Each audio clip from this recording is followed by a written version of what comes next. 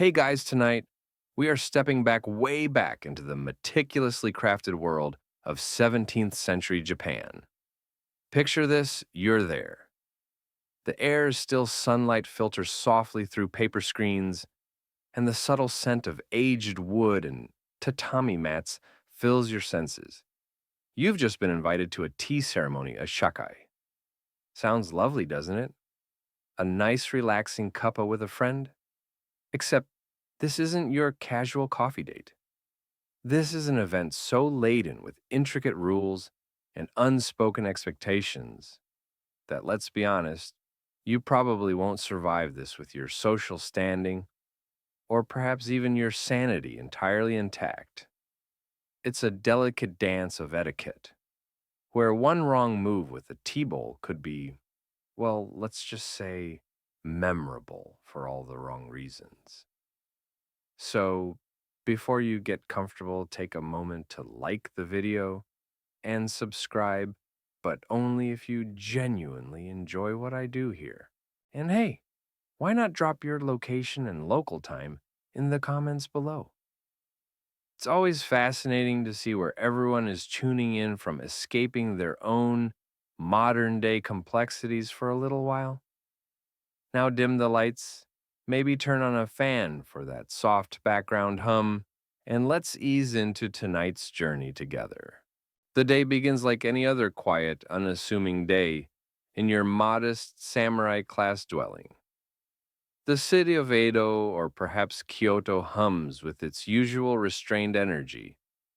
Outside your walls, a distant murmur of vendors and wooden cartwheels on packed earth. You're idly mending a tear in your practice GI, your mind pleasantly blank, when a soft, almost apologetic knock sounds at your gate. It's not the boisterous knock of a tradesman, nor the hurried tap of a family member. This is different. This knock has layers. You slide open your shoji screen, your movements already unconsciously a little more measured, and there stands a messenger. Not just any messenger, mind you. This individual is impeccably, soberly dressed. Their demeanor is a study in serene neutrality, which in this era often screams, important business. He bows a slow, precise inclination of the upper body, and you, of course, mirror the gesture, though perhaps with a touch less geometric perfection. Words are few. He extends a small, unassuming tray, and upon it rests a scroll. Not a grand imperial edict sort of scroll, but something far more personal and, in its own way, far more weighty. This is it. The paper itself seems to hum with significance. It's a hanshi paper, you note, or perhaps a finer washi, thick and creamy to the touch, with a subtle texture that speaks of painstaking craftsmanship. You know, some of the best paper in this period involved not just mulberry bark, but also a meticulous process of adding Noriutsugi plant mucilage, which sounds vaguely like something you'd find in a rather experimental soup, but was essential for fiber dispersal. You reach for it, your fingers suddenly feeling clumsy, like oversized daikon radishes, fumbling for a delicate piece of silk. The messenger waits with the patience of a heron watching a fish, his gaze politely averted but somehow still conveying the importance of the moment. You take the scroll. It's surprisingly light in your hand, yet it feels as though it contains the density of a small star. It's tied with a simple, elegant cord, probably silk. The way the knot is tied is, of course, also significant, but you're too busy trying to maintain a calm exterior to analyze its specific form right now. That's a rabbit hole of etiquette you'll fall into later. For now, just receiving it without dropping it or appearing overly eager, or worse, insufficiently respectful, is your primary concern. It's like being handed a very fragile, very expensive Ming vase. if that vase could also judge you. The messenger bows again, a silent acknowledgement that his duty is done, and glides away as unobtrusively as he arrived, leaving you standing there with this beautifully understated object that has just thrown your entire week, possibly your month, into a state of high alert, low grade panic. You retreat inside the ambient sounds of your home, the drip of the water cask in the courtyard, the rustle of leaves, suddenly seeming too loud, too irreverent for the gravity of what you hold. You unroll the scroll with careful fingers. The calligraphy is exquisite, flowing, yet precise.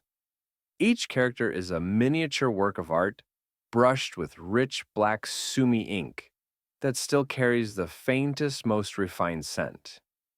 This isn't just a "hey, free on Tuesday for tea" kind of note.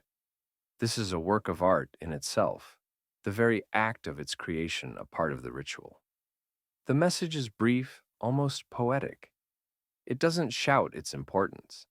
It whispers it, which is somehow far more intimidating.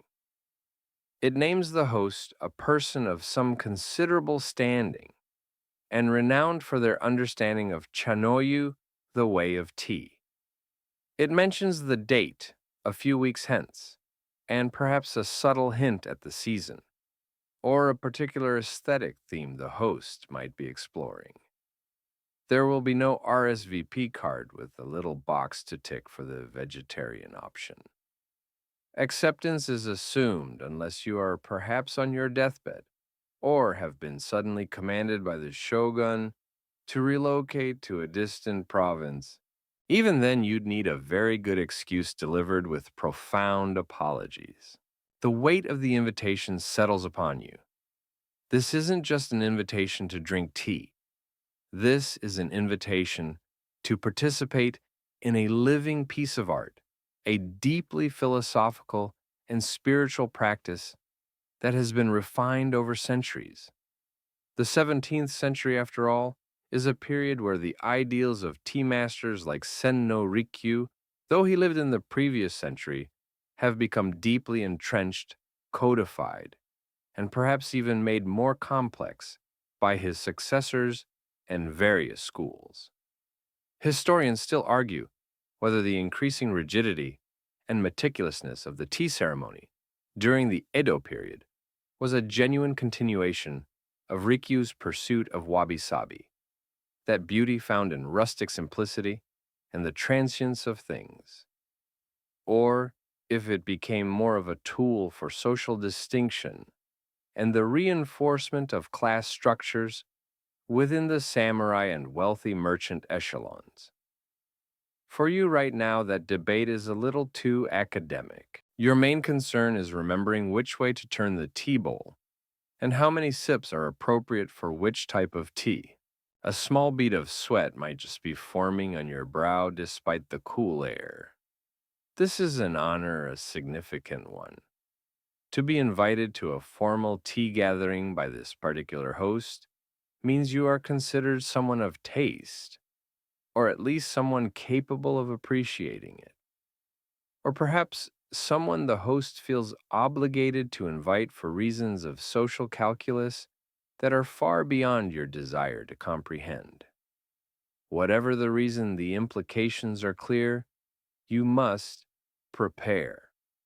And that preparation isn't just about finding the right kimono, though that will be an ordeal in itself.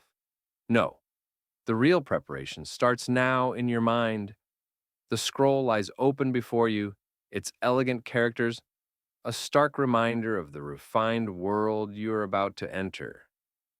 The sheer amount of unwritten rules, the subtle cues, the silent judgments, it's enough to make a seasoned warrior consider the merits of a strategic retreat. You almost wish it was a summons to a duel. At least then the rules, while deadly, are arguably simpler. You carefully roll the scroll back up your movements, now imbued with a new sense of purpose or perhaps dread. The simplicity of the object belies the complexity it represents. It's a key unlocking a door to an experience that promises sublime beauty and profound spiritual insight, but only if you can successfully navigate the labyrinth of its expectations. One wrong turn of a phrase, one improperly admired utensil, one too loud slurp, or, heaven forbid, no slurp at all when one is subtly expected, and you could become the subject of hushed gossip for weeks. Your social currency, carefully accrued through years of proper conduct and battlefield valor, could plummet faster than a dropped teacup. You place the scroll in your tokonoma, the small alcove for displaying art, feeling its presence radiate a kind of gentle but insistent pressure. It's a silent taskmaster. The initial panic begins to subside, replaced by a kind of resigned determination. You will attend. You will prepare. You will try with every fiber of your being not to be the guest who accidentally uses their kaishi paper as a napkin for a particularly sticky sweet. The gentle scent of the ink, the feel of that exquisite paper. These are the first steps on a long, meticulously choreographed path. The invitation is more than just a piece of paper. It's a summons to a different state of being, a call to elevate your awareness and your manners to an almost impossible degree. The days ahead will be filled with a quiet, focused intensity. The journey to the tea house has already begun, not with a step on a garden path, but with the unrolling of the single potent scroll. The weight of the invitation settles not just in your hands, but deep in your mind. It's clear that simply saying yes isn't enough. A different kind of preparation must now begin, a mental attunement to the subtle frequencies of the way of tea. The weight of the invitation, that elegant scroll you now keep in your line of sight like a silent Zen master, seems to have seeped into the very fabric of your days. It's no longer just a piece of paper. It's a constant, gentle reminder that an event of profound subtlety awaits you. And you, my friend, are expected to be, well, profound and subtle in return. The initial flurry of panic, that internal whirlwind of what ifs and oh dears, has slowly, grudgingly begun to recede. Not because the challenge is any less daunting, but because the prescribed period of mental and spiritual preparation has officially commenced. You can't just show up, fresh from arguing with a fishmonger over the price of carp or celebrating a minor windfall with too much sake. That simply wouldn't do. You need to arrive with a mind like a calm, undisturbed pool reflecting the moon, or at least reflecting a vaguely appropriate level of cultured serenity. Easy peasy, right? So you embark on your quest for inner peace, 17th century style. This isn't about a quick 5-minute mindfulness app session before bed. This is a dedicated multi-day immersion into the art of not thinking, or at least thinking about very specific, very tranquil things. You might try some zazen seated meditation just like the Zen monks. You arrange your cushion, a simple zabuton, on the tatami floor, the woven straw cool and slightly rough beneath your legs. You fold your legs into a lotus, or more likely a half lotus, because full lotus for an extended period can make your feet feel like they've declared independence from the rest of your body. You straighten your spine. Imagine a thread pulling you up from the crown of your head and try to focus on your breath. Inhale, exhale, inhale. Is that a mosquito whining near your ear? Exhale, inhale. Did you remember to tell your servant to air out the good hakama? Exhale. This, you quickly realize, is harder than it looks. Your mind, rather than becoming a tranquil pool, seems more like a pond during a frog mating frenzy. thoughts leaping about with wild abandon. The ideal, of course, is to achieve a state of mushin or no mind, a mental emptiness that allows for pure experience unclouded by ego or incessant internal chatter. It's a cornerstone of Zen Buddhism, which heavily influenced the development of the way of tea. Samurai warriors, in fact, often embraced Zen practices not just for spiritual enlightenment, but for the very practical benefits of mental fortitude clarity and the ability to remain calm and focused under extreme pressure. Like, say, when someone is trying to separate your head from your shoulders with a very sharp katana. Or in this case, when you're trying to remember if you bow to the flower arrangement before or after you acknowledge the kettle. The stakes feel surprisingly similar. You might try practicing calligraphy. There's something inherently meditative about grinding the sumi ink stick in its stone well, the circular motion rhythmic and soothing the scent of the ink, earthy and ancient. You select a poem, perhaps something about the fleeting beauty of cherry blossoms or the steadfastness of a pine tree in winter. You unroll your paper, take up your brush, and attempt to translate the calm you're so desperately seeking into graceful flowing characters. The first attempt looks less like serene moon and more like agitated squid. Your hand, usually steady enough to handle a bow or a sword, feels clumsy and untutored. It's said that some dedicated individuals in this era would practice calligraphy for hours, sometimes even using unconventional methods, like writing with oversized brushes or on vast sheets of paper, all to break free from restrictive habits and achieve a more spontaneous, enlightened stroke. You're not quite at the giant brush stage. You're more at the trying not to get ink on your sleeves stage. Perhaps you decide to spend time in your small garden, contemplating the way the moss grows on the stones or the precise unfurling of a fern. Nature, in its unadorned simplicity, is a great teacher for the tea ceremony. The aim is to cultivate a sense of wabi, an appreciation for rustic simplicity, and sabi the beauty that comes with age and imperfection. You look at a slightly lopsided stone lantern, weathered and green, and try to feel a profound connection to its humble, enduring existence. Instead, you mostly feel a bit chilly and wonder if it's going to rain. This whole cultivating profound feelings on demand business is a bit of a strain.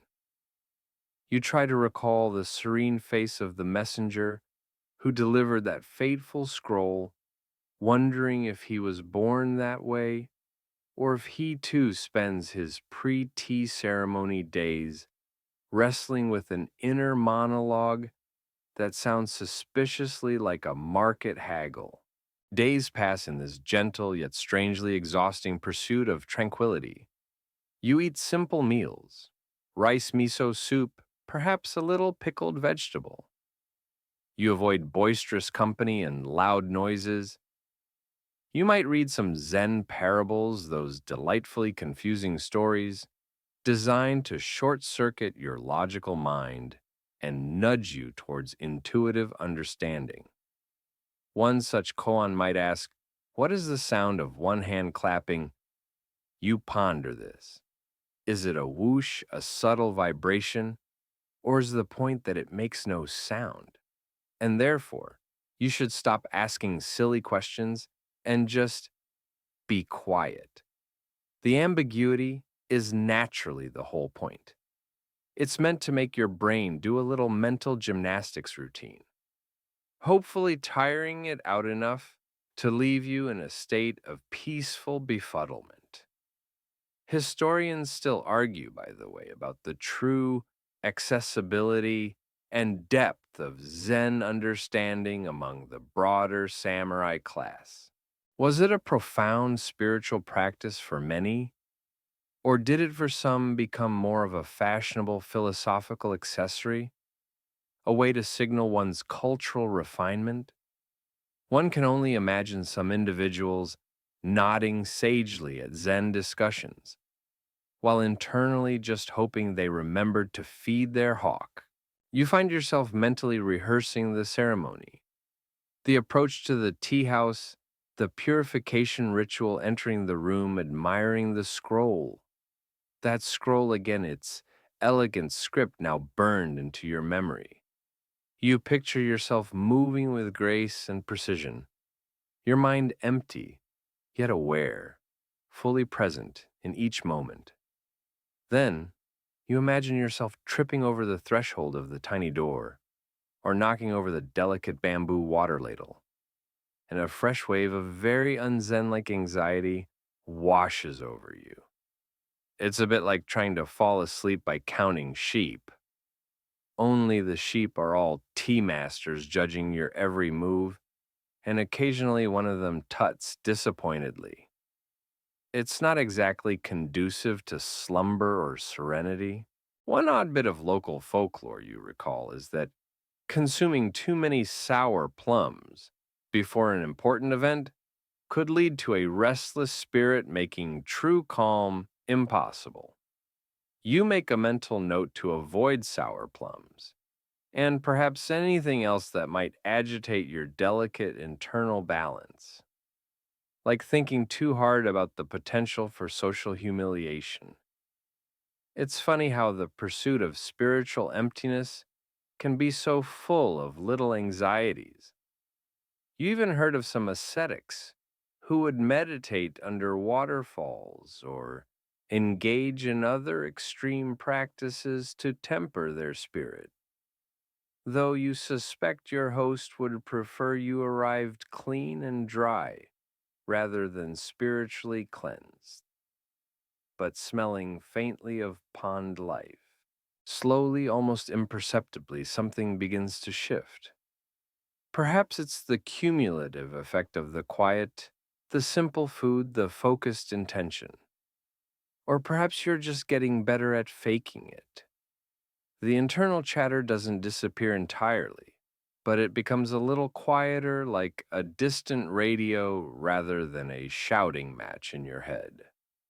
You start to feel a certain lightness, a detachment from your usual worries. You can sit for longer periods without your mind wandering off to plan next week's sword practice. You can look at a single blade of grass and almost feel a flicker of profound insight. Or maybe it's just hay fever starting. Either way, there's a change. You're not exactly levitating with enlightenment, but you're perhaps a bit less likely to comment on the host's slightly thinning hair, which has to count for something in the grand scheme of serene comportment. As the day of the ceremony draws nearer, a different kind of focus begins to overlay the spiritual one, the mind having been somewhat tamed or at least temporarily sedated, now allows space for more practical considerations. You feel a semblance of readiness, a fragile layer of calm that you hope will withstand the actual pressures of the event. It's the quiet before the, well, not a storm, but certainly before a very intricate and demanding social performance. And as this mental fog begins to lift, revealing the approaching date in starker clarity, a new, more material anxiety starts to prickle at the edges of your newfound or newly feigned composure. What on earth are you going to wear? The path to the tea room is paved not only with good intentions and a quiet mind, but also with very specific silk. That fragile layer of calm you so painstakingly cultivated over the past few days, that carefully constructed mental image of yourself as a serene pond, now faces its first significant ripple. Or perhaps more accurately, a full-on cannonball dive from the high board of sartorial anxiety. As the date on that elegant, slightly intimidating invitation scroll draws ever closer, your focus shifts from the ethereal realms of Zen contemplation to the very material, very complex world of what one wears to a 17th century Japanese tea ceremony. All that mental effort to achieve a semblance of inner peace, all those hours spent breathing deeply and trying to commune with moss, could be utterly undone by a poorly chosen obi or a kimono pattern deemed just a fraction too cheerful. It seems your spiritual readiness must now be matched by an equally impeccable and fiendishly nuanced physical presentation. You stand before your clothing chests, the faint, clean scent of camphor wood and stored silk rising to meet you. This isn't like picking out your favorite comfy tunic for a stroll through the market. Oh no. This is a strategic operation, a delicate balancing act of social signaling, where every thread, every color, every motif carries a weight of meaning that could crush an unprepared guest. The rules are largely unwritten, absorbed through years of observation and subtle correction, which makes them all the more terrifying.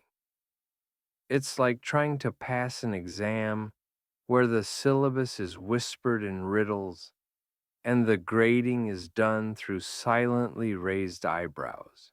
First, there's the season. Not just spring, summer, autumn, winter. We're talking micro seasons here.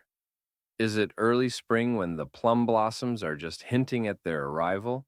Or late spring when the cherry blossoms are in their full glorious and tragically brief display? Your kimono must reflect this with an almost poetic accuracy. A pattern of robust autumn chrysanthemums in April would be a faux pas of such magnitude that you might as well show up wearing a suit of armor and yodeling. Then, there's the specific theme your host might have hinted at in the invitation or that you might intuit from their known aesthetic preferences.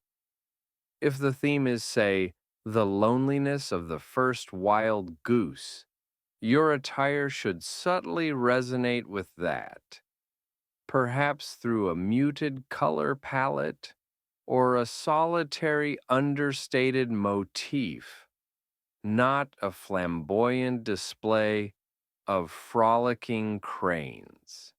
You pull out a kimono. The silk is a fine Chiraman crepe, its texture wonderfully subtle against your fingertips. The color is a muted gray. But is it the right muted gray? Is it a contemplative, misty morning gray? Or is it a forgotten, dusty corner gray? One suggests refined melancholy. The other just suggests you need to air your clothes more often.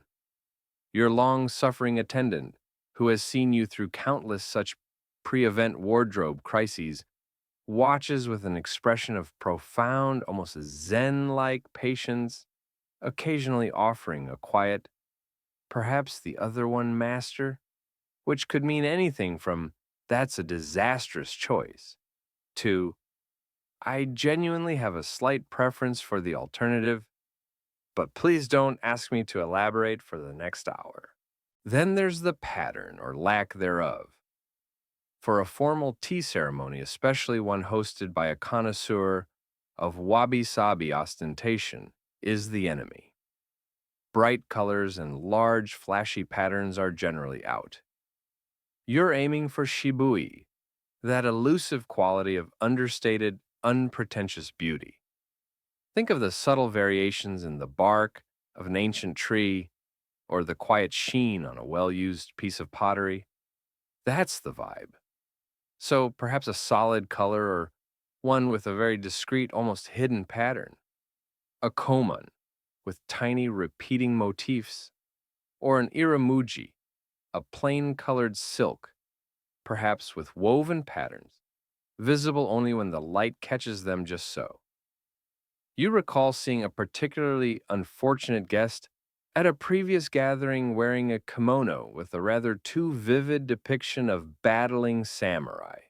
The host, a man known for his ability to convey disapproval with a single, almost imperceptible twitch of his left eyelid, had simply looked at the offending garment for a fraction of a second longer than necessary, and the poor fellow had seemed to shrink by several inches. You'd rather not be that guy. And remember the sumptuary laws of the Edo period. The shogunate, in its infinite wisdom and desire to keep everyone in their proper social boxes, issued edicts specifying who could wear what. Certain luxurious fabrics, like heavy gold brocades or particular shades of purple and crimson, were often restricted to the highest echelons of the aristocracy or specific ceremonial roles. While you as a samurai have more latitude than a commoner, you still need to be mindful not to appear to be overreaching your station, or worse, trying to outshine your host. It's a sartorial tightrope walk. One odd bit of information you vaguely recall is that some people believe that wearing clothing dyed with indigo, beyond its practical durability, offered a kind of spiritual protection, though this was probably more relevant for everyday wear than the refined atmosphere of a tea room. Still, the deep, calm blue of a well-dyed indigo piece has a certain appeal. The layers pile up both literally and figuratively. There's the nagajuban, the under kimono whose collar will just peek out, so its color and pattern must complement the main kimono. Then the kimono itself. Then the obi, the wide sash, which is a whole other universe of complexity. Plain or patterned, how wide, what kind of knot? The knot alone could be the subject of a multi-volume encyclopedia. For a man, it's generally simpler than for a woman, but still a poorly tied or inappropriately ostentatious obi could be a source of silent comment. You practice tying a simple, dignified knot, hoping it doesn't slowly unravel during a crucial moment of silent tea appreciation, leaving you looking like a poorly wrapped parcel. And finally, the tabby, the split-toed socks, which must be immaculately white. No exceptions. Showing up with even slightly grayed tabby would be like attending a modern state dinner in muddy boots. Debate continues among textile historians regarding the precise interpretation of subtlety in tea ceremony attire during the 17th century.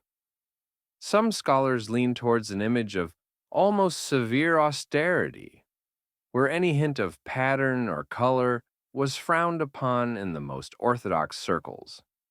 Others suggest that while overt display was certainly taboo, there was room for nuanced personal expression through the quality of the fabric, the skill of the dyeing, or the quiet elegance of a well-chosen, almost imperceptible detail. This academic debate, however, offers little comfort as you hold up two kimonos that to a casual observer might look virtually identical. Yet you know that in the unspoken language of tea, they could be saying entirely different things. One might whisper, "I am a man of refined taste and deep understanding of aesthetic principles," while the other screams, "I got dressed in the dark and I'm hoping for the best." You consider a particular kimono a gift from a distant relative. It's a beautiful piece, a soft, earthy brown tsumugi silk, a type of fabric woven from spun silk floss, giving it a slightly rustic, textured feel. It speaks of humility and connection to nature. This feels promising. The pattern is minimal, just some subtly woven lines suggesting flowing water. Yes, this could work. It's respectful, it's understated. It doesn't scream, "Look at me." It merely murmurs, "I am here and I have made an effort." You pair it with a dark, plain obi. You try to imagine your host's reaction. No immediate vision of a twitching eyelid comes to mind, which you take as a positive sign. This might just be the one. It's almost a relief, like finally solving a particularly vexing koan, though the answer is fabric rather than philosophical insight. Finally, after what feels like a diplomatic negotiation with your wardrobe, an ensemble is chosen. It is, you hope, an embodiment of quiet respect, a visual echo of the inner calm you've been striving for. It's certainly taken enough effort. If mental exertion could be woven into fabric, this kimono would be heavy as chainmail. As you begin the careful, almost ritualistic process of dressing layer by precise layer, you feel the last vestiges of your everyday self, with its mundane concerns and unrefined impulses, being smoothed away. The crisp feel of the freshly laundered undergarments, the soft slide of the silk against your skin, the secure knot of the obi around your waist. Each sensation is a step further away from the ordinary and a step closer to the extraordinary stillness of the tea ceremony. You are not just putting on clothes. You are donning a specific persona, a guest prepared to enter a space where every detail matters. The quiet anticipation, now unburdened by the weight of wardrobe indecision, begins to build a gentle hum beneath the surface of your carefully composed exterior. The path that awaits just outside your gate feels a little closer now. The moment arrives. Dressed in your carefully selected attire, that tsumugi silk kimono, whose earthy brown you hope speaks of humble sophistication rather than an unfortunate encounter with mud. You take a slow, deliberate breath. Your mind, fresh from its mostly successful spiritual gymnastics and now unburdened by wardrobe anxieties, feels as prepared as it's ever going to be. This is it. This is where all that practice in finding your inner tranquil pond, or at least a reasonably calm puddle, is supposed to pay off. You step out from the familiar confines of your home, or perhaps from a designated waiting arbor machiai, and onto the roji, the dewy garden path leading to the tea house. The transition is immediate and palpable. The air here feels different, cooler, carrying the scent of damp earth moss and the subtle fragrance of evergreen needles. The sounds of the city, even if they were already muted from within your dwelling, seem to fall away, completely replaced by a profound stillness broken only by the whisper of leaves or the distant, almost imperceptible gurgle of water.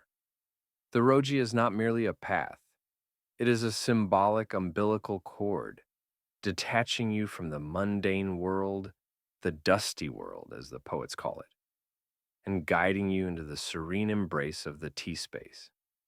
You recall that the very name roji translates to dewy ground, an image that evokes freshness, purity, and the feeling of a secluded mountain trail, far removed from worldly cares.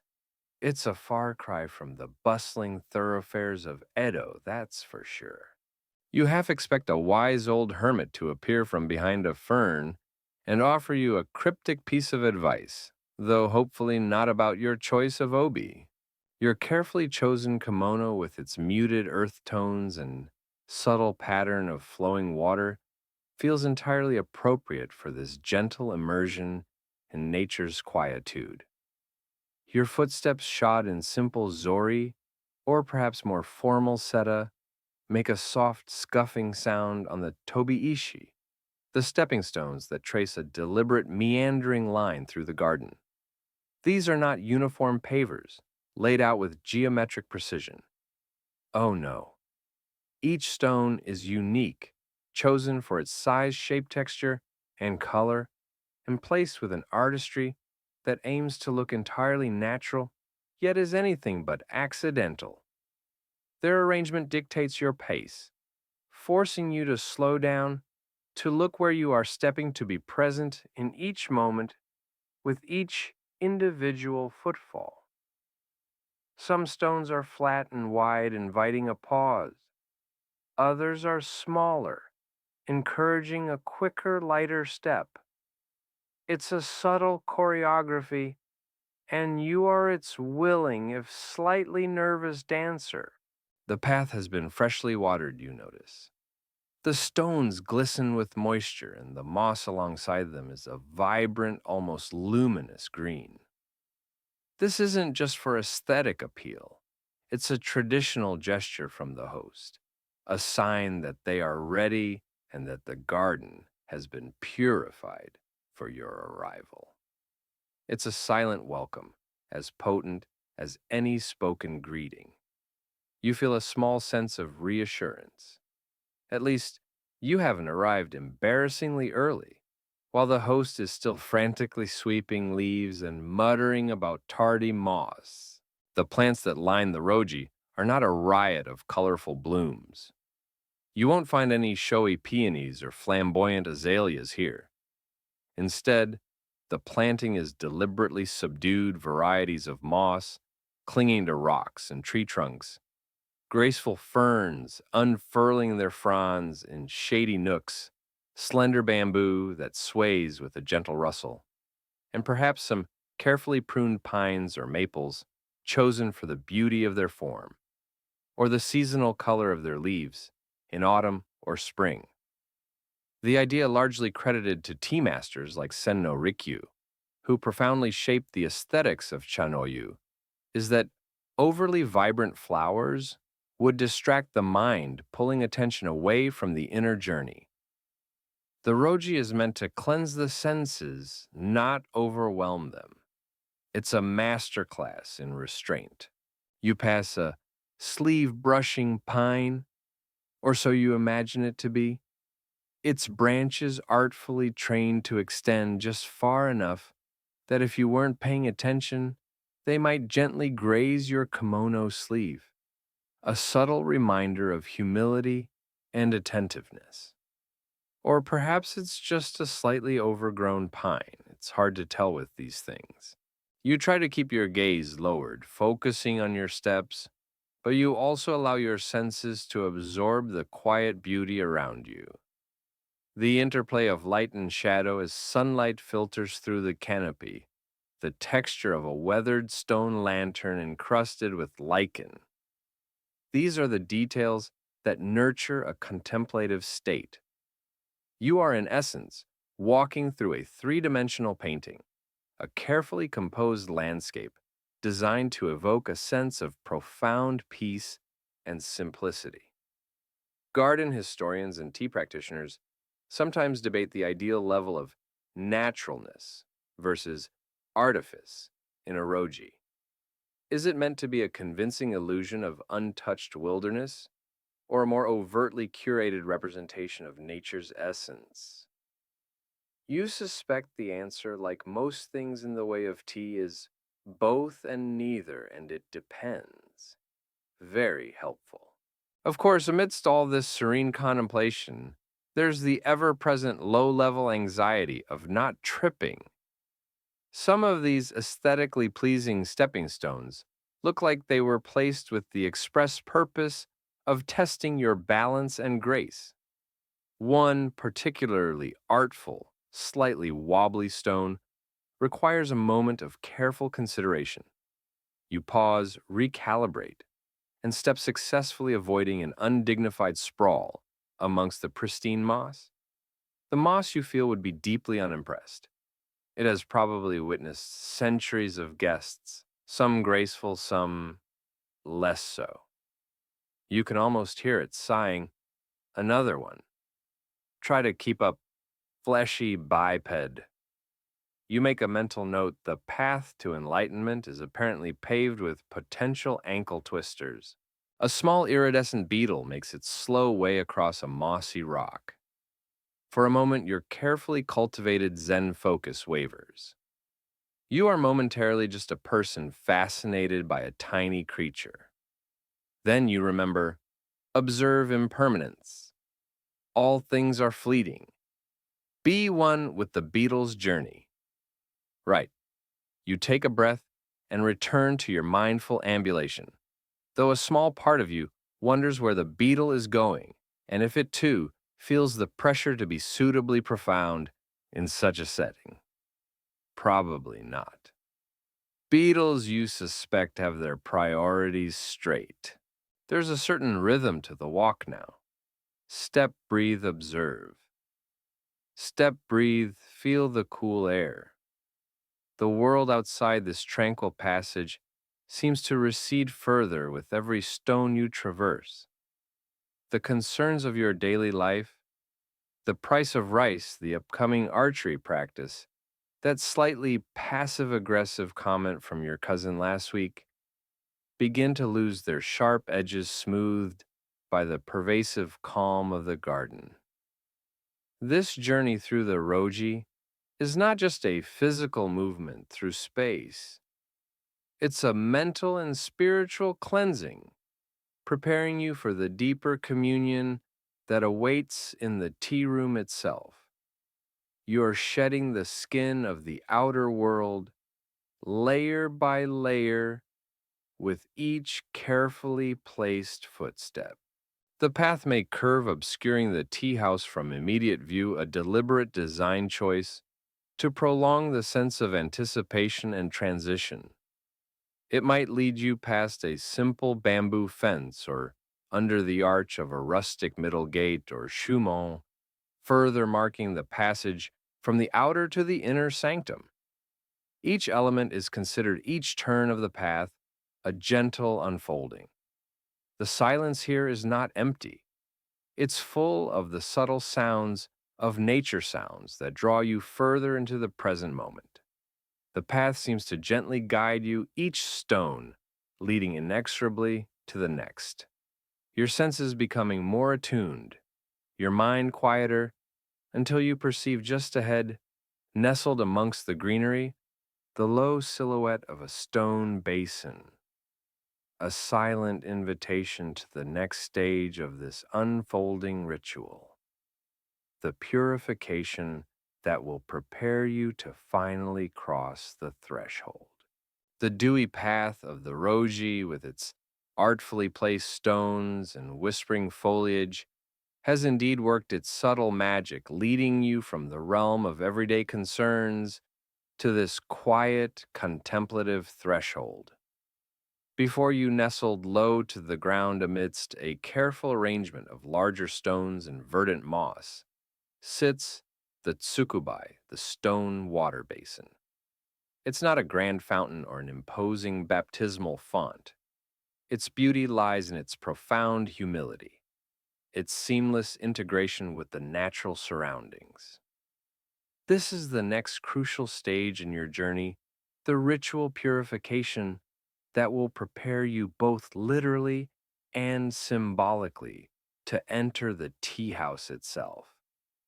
Having navigated the mental labyrinth of preparation and the sartorial minefield of your wardrobe, this is the final checkpoint where you ritually wash away the last clinging dust of the outer world.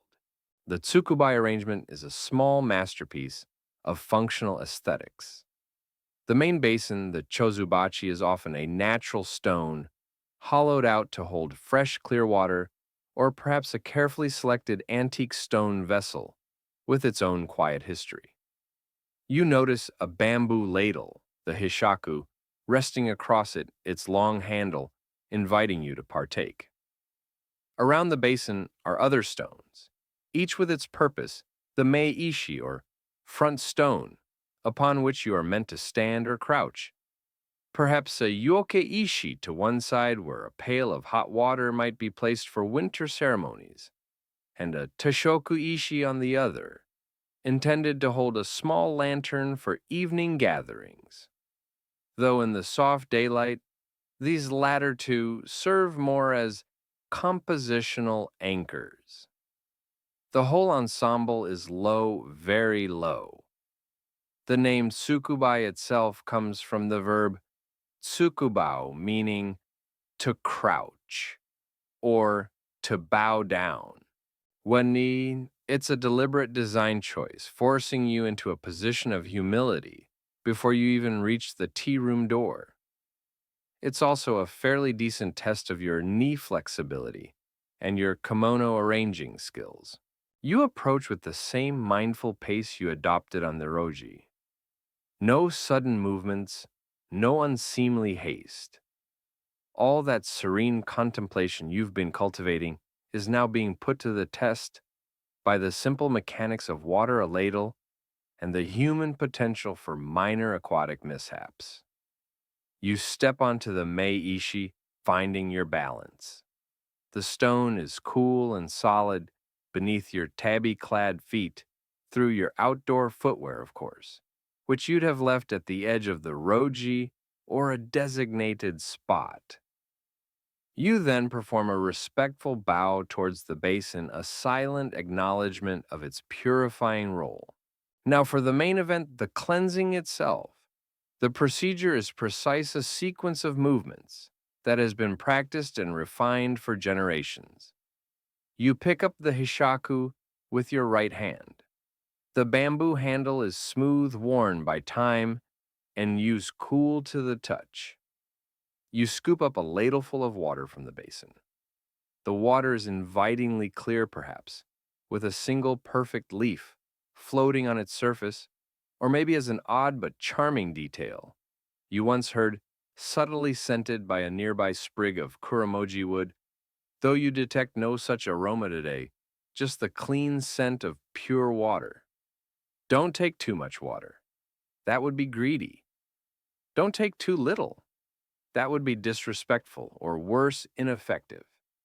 A just right amount is what you're aiming for, the Goldilocks principle, applied to ritual ablutions. First, you pour a little water over your left hand, letting it run off onto the surrounding pebbles, which are there precisely to drain away the used water. You then transfer the ladle to your left hand and pour water over your right hand. So far, so good. No major splashes, and your kimono sleeves, which you're acutely aware of, remain mercifully dry. One can only imagine the silent horror of dipping an expensive silk sleeve into the basin. It would be the 17th century equivalent of dropping your smartphone in the toilet, a moment of pure, unadulterated despair. Next, you transfer the ladle back to your right hand. You pour a small amount of water into the cupped palm of your left hand. From this, you take a sip to rinse your mouth. You don't drink it down like a thirsty traveler. This is a symbolic cleansing of speech, washing away any unkind or untrue words. And definitely, absolutely do not spit it back into the basin. That would be, well, let's just say you wouldn't be invited back for tea or possibly anything else ever again. You discreetly expel the water onto the pebbles beside the basin. This part always feels a bit awkward. You try to do it gracefully without looking like you're auditioning for a role as a gargoyle. How much water is a symbolic sip anyway? Are you aiming for a delicate moistening of the palate or a full-on oral detoxification? You opt for a modest amount, hoping it strikes the right balance between purification and public decorum. Then you once again pour a little water over your left hand, cleansing it after it touched your mouth. Finally, and this is a crucial step often fumbled by the inexperienced, you cleanse the ladle itself.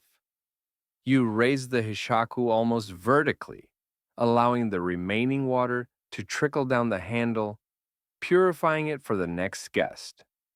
You then replace it face down across the chosubachi exactly as you found it, or perhaps in another prescribed position, depending on the specific school of tea. Each movement should be fluid, unhurried, and imbued with a sense of quiet purpose. It's a miniature ballet of hands and water, performed while crouching. You briefly entertain the thought that whoever designed this ritual probably never suffered from stiff joints. Tea historians sometimes discuss whether the primary emphasis of the sukubai ritual in the 17th century was on actual physical cleanliness or more on the symbolic gesture of mental and spiritual purification. Given that samurai and other upper class individuals generally maintained high standards of personal hygiene, already the spiritual symbolism likely took precedence. It was about washing away the intangible dust of worldly attachments and mental clutter. Of course, a bit of actual hand washing before entering a room where food and drink will be shared is never a bad idea, symbolically or otherwise. You consider it a win win, provided you don't accidentally douse yourself or the surrounding moss in the process. You manage the entire sequence without any major blunders. No dropped ladle, no catastrophic splashes, no undignified tumbles. Your kimono is pristine, your dignity more or less intact, though your knees are beginning to send subtle signals of protest about the prolonged crouching. You feel a quiet sense of accomplishment, disproportionate perhaps, to the task itself, but in the context of a tea ceremony, every correctly executed detail feels like a small victory. The cold water on your skin is refreshing, and there is indeed a psychological sense of having shed something of being lighter, clearer. The world of official business, of social rivalries, of that nagging worry about whether you left enough firewood stacked for the kitchen seems to have receded even further. With hands and spirit metaphorically cleansed, or at least respectfully dampened and not dripping, you feel a subtle shift within yourself. The last tenuous connections to the bustling, often chaotic outer world seem to have been rinsed away, carried off with the water that now seeps between the smooth, gray pebbles. You straighten up your knees, issuing a few quiet clicks of complaint regarding the unaccustomed stoop, a small price to pay for spiritual readiness. You take one final appreciative glance at the simple beauty of the sukubai, a silent teacher in the art of humility and purification. Then, with a renewed sense of calm, you turn your gaze towards the tea house proper, a small rustic structure that seems to grow organically from the garden. An entrance of rather diminutive proportion awaits your next act of humility, the gateway to the heart of the ceremony. Having performed your ritual ablutions at the sukubai, you feel a measure of purity, a lightness of spirit that accompanies the symbolic washing away of worldly cares. Your knees, however, are still sending faint signals of protest from their recent encounter with the art of humble crouching. You take a moment, straighten your carefully chosen kimono, and turn your attention to the tea house itself, the chashitsu. It's a small, unassuming structure. Its rustic simplicity, a deliberate statement in a world that often valued ostentation.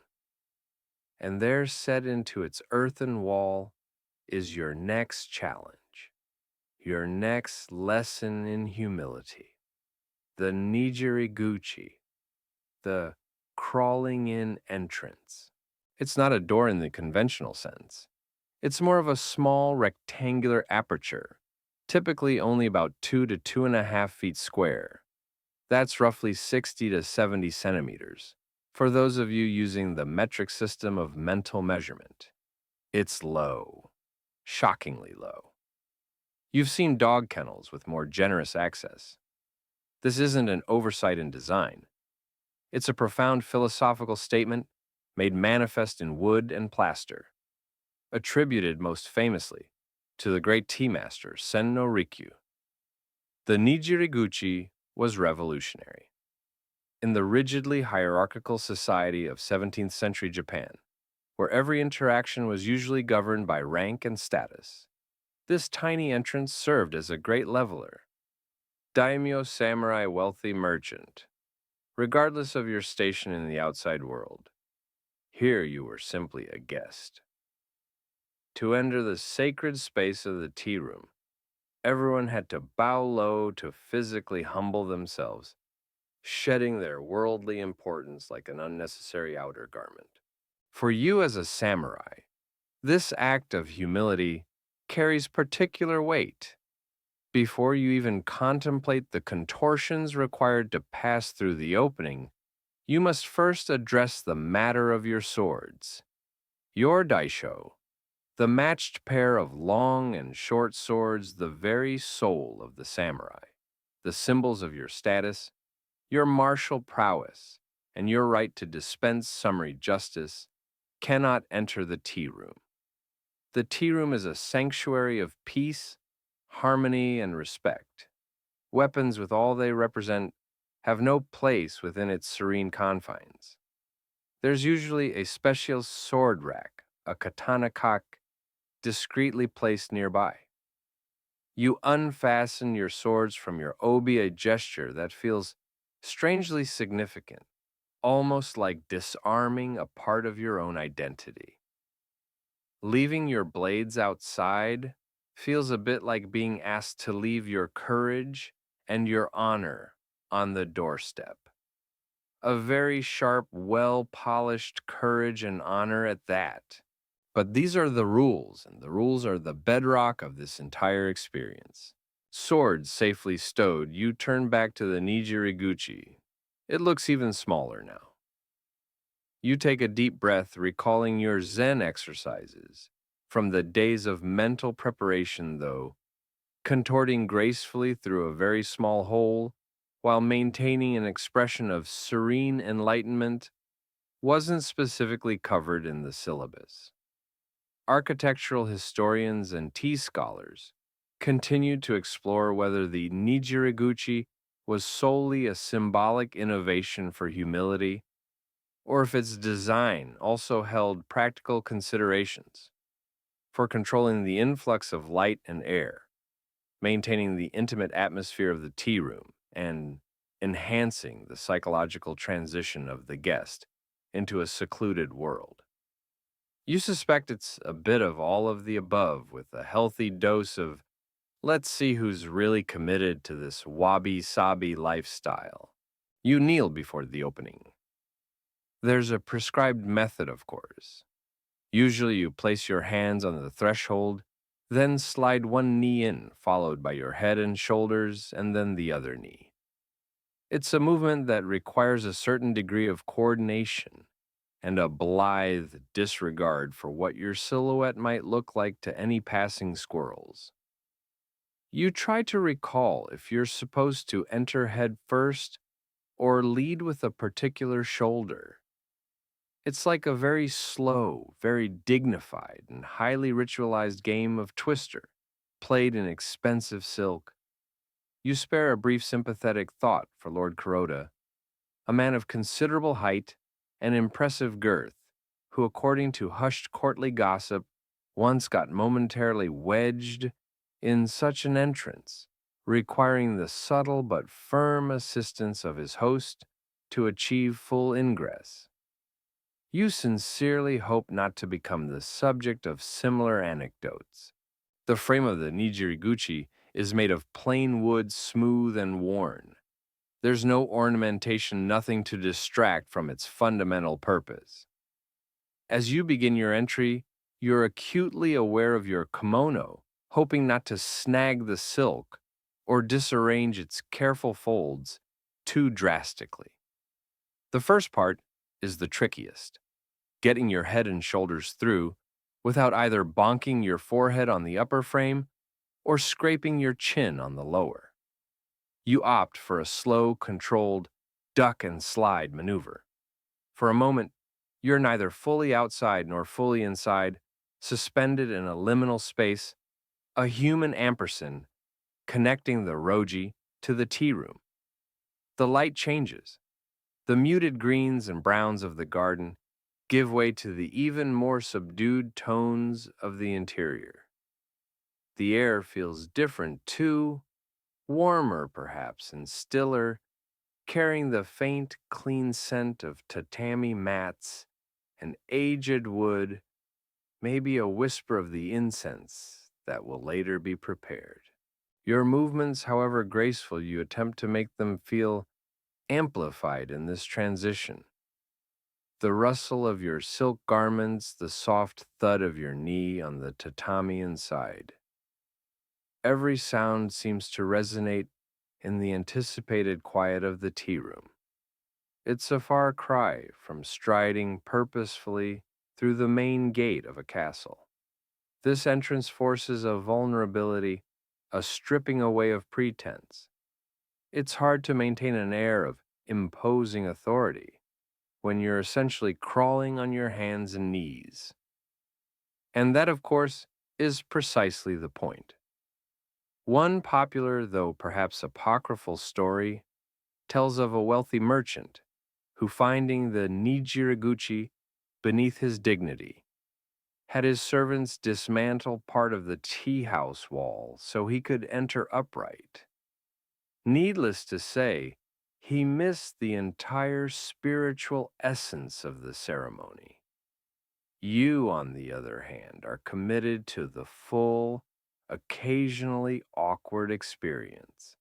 There's an odd piece of information you once read about some very early tea structures predating the fully codified Rikyu style, which sometimes featured slightly larger, though still modest entrances. The deliberate, almost aggressive smallness of the Nijiriguchi was a conscious choice to break from those older conventions and to emphasize the unique egalitarian within its own context nature of the tea gathering. It was a quiet rebellion enacted in timber and plaster, a physical manifestation of the idea that in tea, all are equal in their search for tranquility and beauty. Finally, with the last slightly undignified shuffle and a silent prayer that your obi hasn't come completely undone, you are through. You are inside the chashitsu. You pause for a moment on your knees, just inside the entrance, allowing your eyes to adjust to the dim light.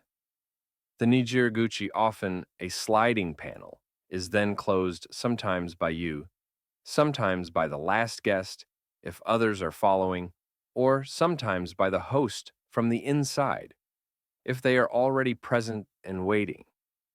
This act of closing the entrance further seals off the tea room from the outside world, creating a truly intimate, self-contained universe. The sounds of the garden, the concerns of your journey here, all feel distant now, on the other side of that small wooden panel. You straighten up slowly, carefully rearranging your kimono, feeling the soft, even texture of the tatami beneath your knees, and then your feet as you rise. The air here is different, as you noted, hushed and somehow denser, imbued with a palpable sense of stillness and expectation. The room is small, perhaps only 2 or 3 tatami mats in size, creating an atmosphere of profound intimacy.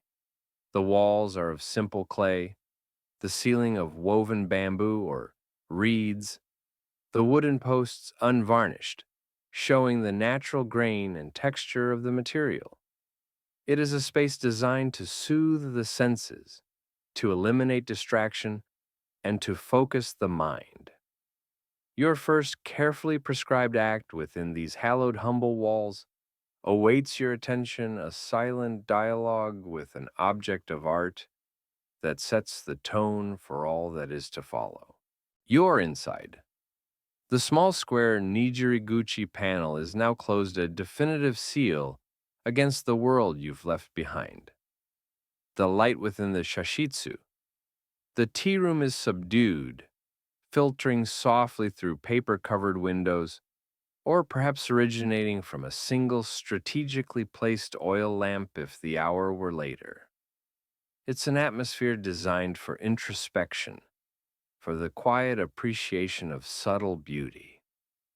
Having just navigated the humbling passage of that tiny entrance, your body still subtly remembering the contortion, you are now ready for your first formal act of engagement within this carefully curated sanctuary, the contemplation of the hanging scroll in the tokonoma. The tokonoma is a shallow raised alcove, the spiritual heart of the tea room. It's not cluttered with ornaments. In the refined tradition of wabi-cha, championed by masters like Sen no Rikyu, it typically holds only one or two items of profound significance. And the most prominent of these, the first to command your attention, is the kakamono, the hanging scroll. This isn't just a pretty picture or a decorative flourish. The scroll is the host's silent sermon, the thematic keynote for today's gathering. Its message, whether explicit or implied, will resonate through every subsequent stage of the ceremony. No pressure then to understand it. You approach the tokonoma with slow, respectful steps, your feet gliding across the smooth, cool tatami mats. You then kneel in the formal seiza position before it, a posture of humility and attentiveness. Your meticulously chosen kimono settles around you. This is where your days of trying to achieve a mind like still water really come into play as you attempt to reflect the scroll's deeper meaning, or at least appear to be doing so with convincing solemnity. The scroll itself might be a piece of bakuseki, literally ink traces, calligraphy by a revered Zen monk, perhaps a single evocative character, or a short enigmatic phrase designed to jolt the mind into a different state of awareness. Or it could be a piece of classical poetry, its elegant lines hinting at the season or a particular sentiment. Sometimes it might be a painting, a gie, perhaps a landscape, in subtle ink washes, but for a formal tea gathering, calligraphy often holds pride of place. Today it is indeed calligraphy. Columns of bold yet fluid characters march down the paper, the ink varying in intensity from the richest black to a delicate watery gray where the brush is lifted. The paper itself has a warm aged tone, speaking of time and careful preservation. You've heard that some particularly valuable scrolls were stored in multiple nested boxes, each layer of paulownia wood or lacquer adding to its protection and its pedigree, like a very important, very fragile literary onion. You gaze at the characters. Your literacy in classical Chinese and Japanese script is passable, but some Zen phrases can be notoriously opaque, their meaning veiled in layers of illusion and paradox. Is that a profound statement on the interconnectedness of all things? Or did a highly caffeinated spider dipped in ink simply have a moment of artistic frenzy on this antique paper? You try to project an air of deep, insightful contemplation, your head tilted at a scholarly angle, a slow, almost imperceptible nod now and then. Yes, very profound. You can almost feel the weight of unspoken expectation. The host chose this scroll specifically for this day, for these guests. Your appreciation, or lack thereof, is a direct reflection on your own cultural sensitivity.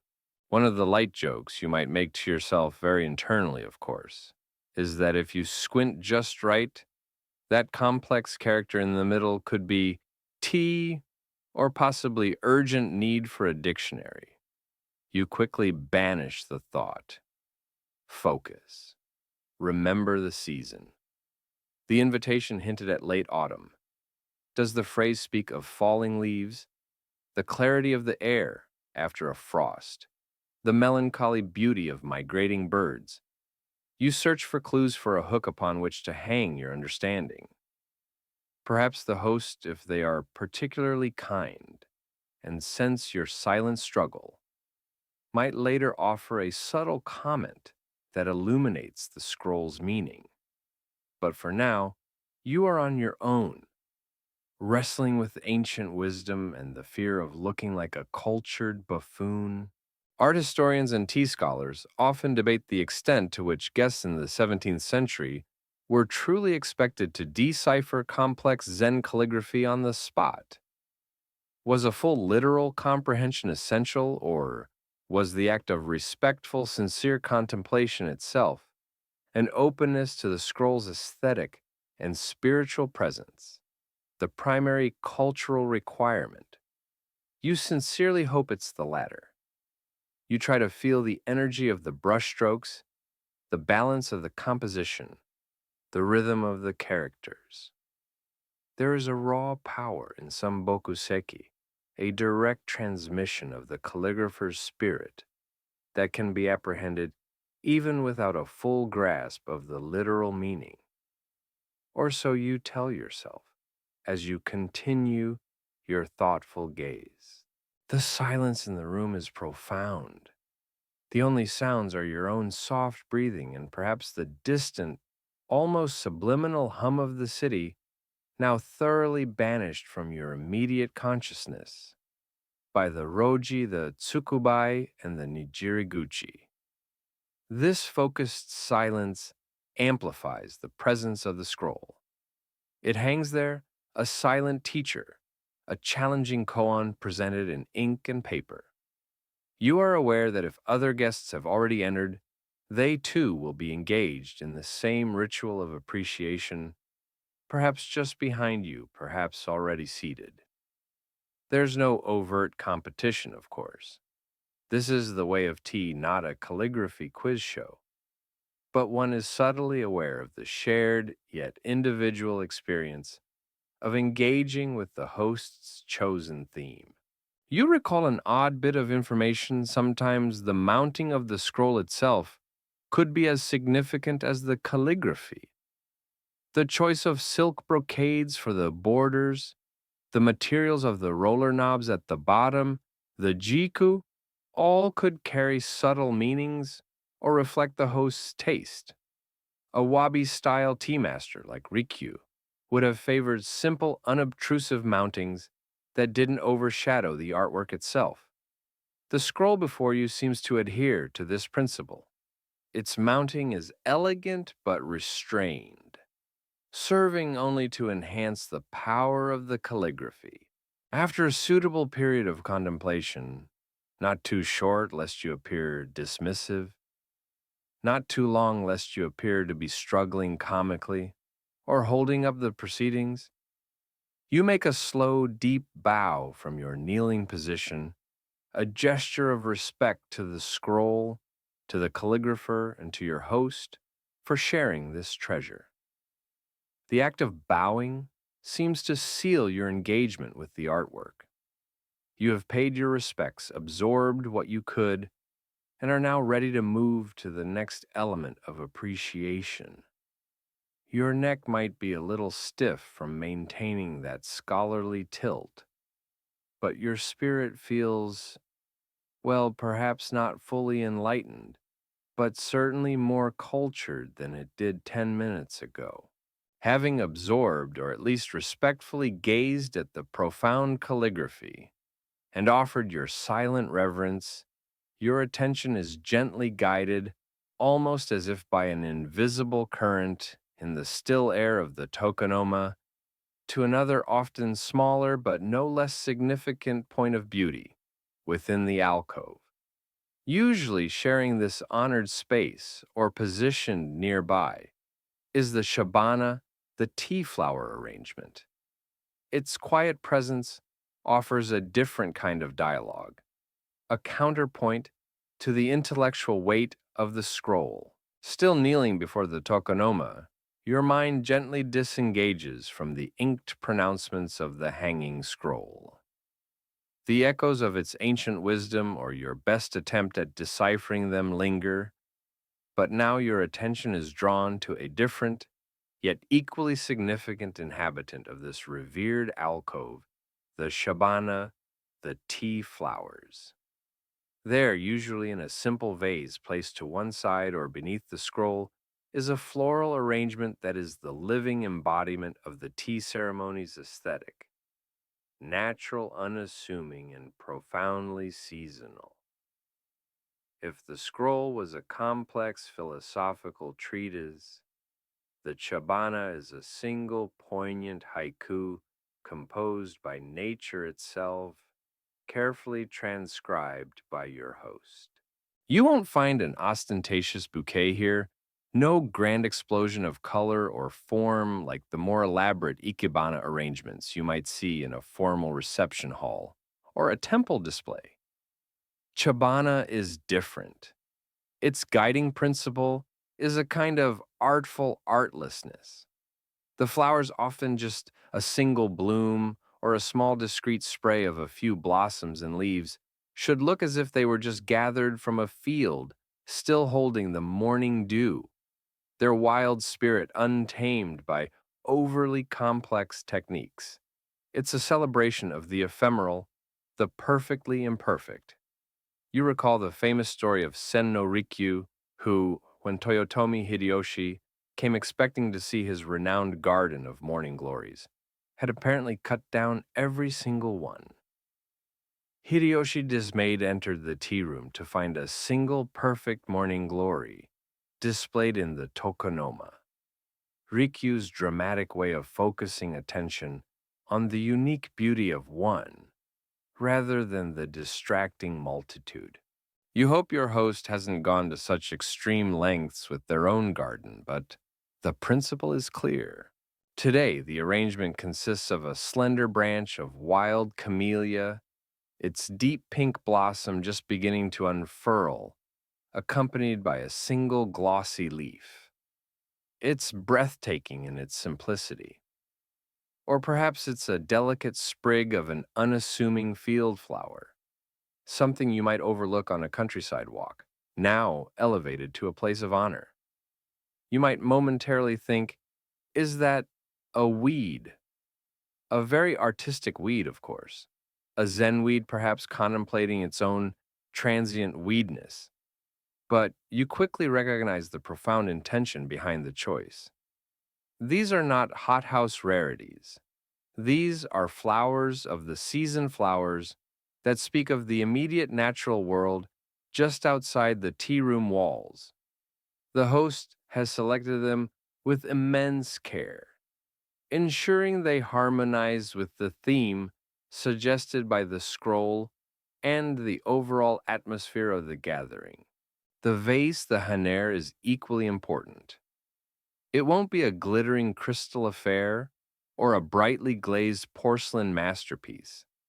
Instead, it might be a simple piece of bamboo, perhaps cut and prepared by the host themselves, its nodes forming a natural container. Or it could be an unglazed pottery jar, its rough texture and earthy tones echoing the wabi aesthetic. Sometimes an old, beautifully patinated bronze vessel, or even a woven basket, might be used, each choice reflecting the host's taste and the specific character of the flowers.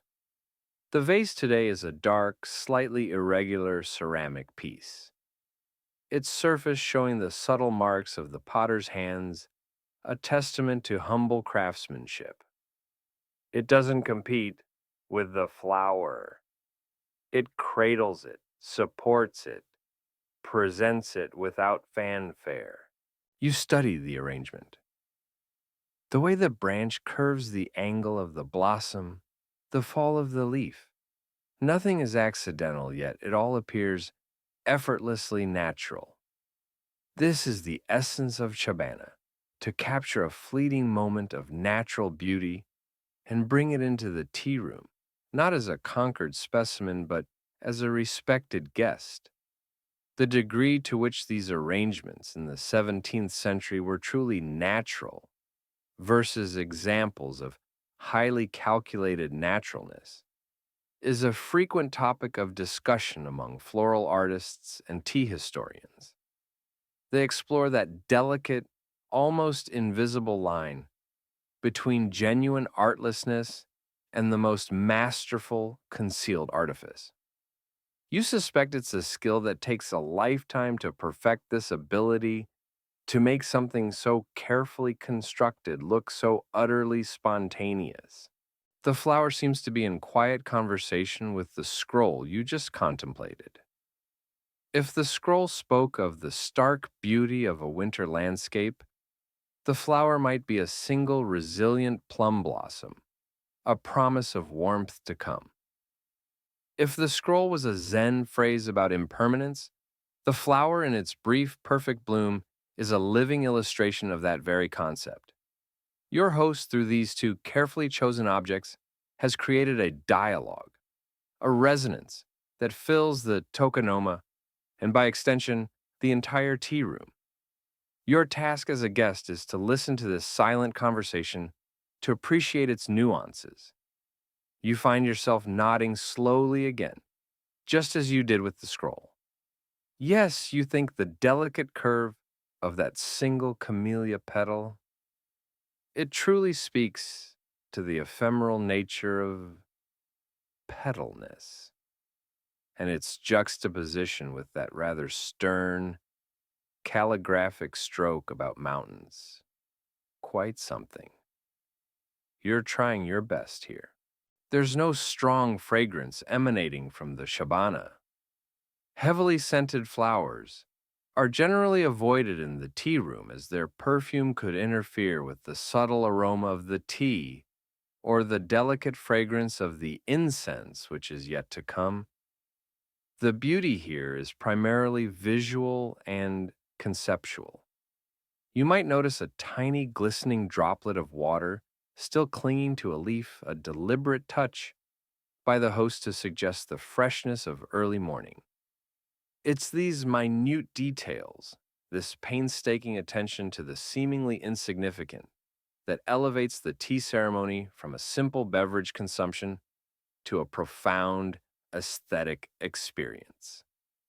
You can almost imagine the host earlier that day meticulously searching their garden or a nearby meadow for this exact, slightly imperfect bloom, the one that best embodies the spirit of the moment. They probably interviewed several daisies and had a long chat with a fern before settling on this particular camellia. You recall an odd snippet of information. Some tea masters would place a tiny piece of charcoal in the water of the haneri, unseen by the guests, to help keep the water fresh and prolong the life of the flower. It's a practical touch hidden beneath the surface of the aesthetic display, much like the immense preparation that underpins the seemingly effortless flow of the ceremony itself. Everything has a purpose, seen or unseen. Your contemplation of the Shabana is shorter, perhaps, than your engagement with the scroll, but no less sincere. It offers a different kind of nourishment for the spirit, a direct connection to the living, breathing world, a reminder of the simple, unadorned beauty that can be found in the most humble of forms.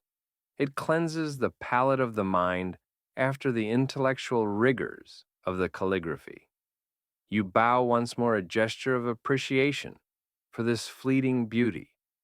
The image of the single flower in its simple vase imprints itself on your mind, joining the inked characters of the scroll.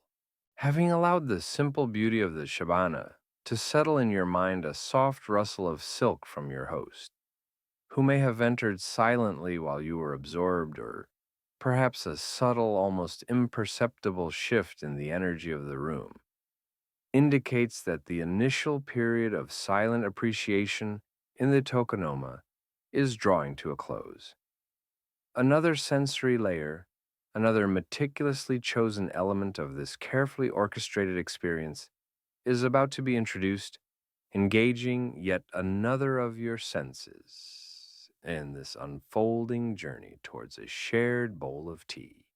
The quiet contemplation of the tokonoma with its evocative scroll and the simple living beauty of the shabana has settled a profound stillness within the tea room. You, along with any other guests who have now joined you in this intimate space, sit in respectful silence. Your senses attuned to the subtle currents of the environment your host has so meticulously crafted. Now a new element is introduced, one that will engage your sense of smell and further purify the atmosphere, drawing you deeper into the unique sensory world of chanoyu. It is time for the incense.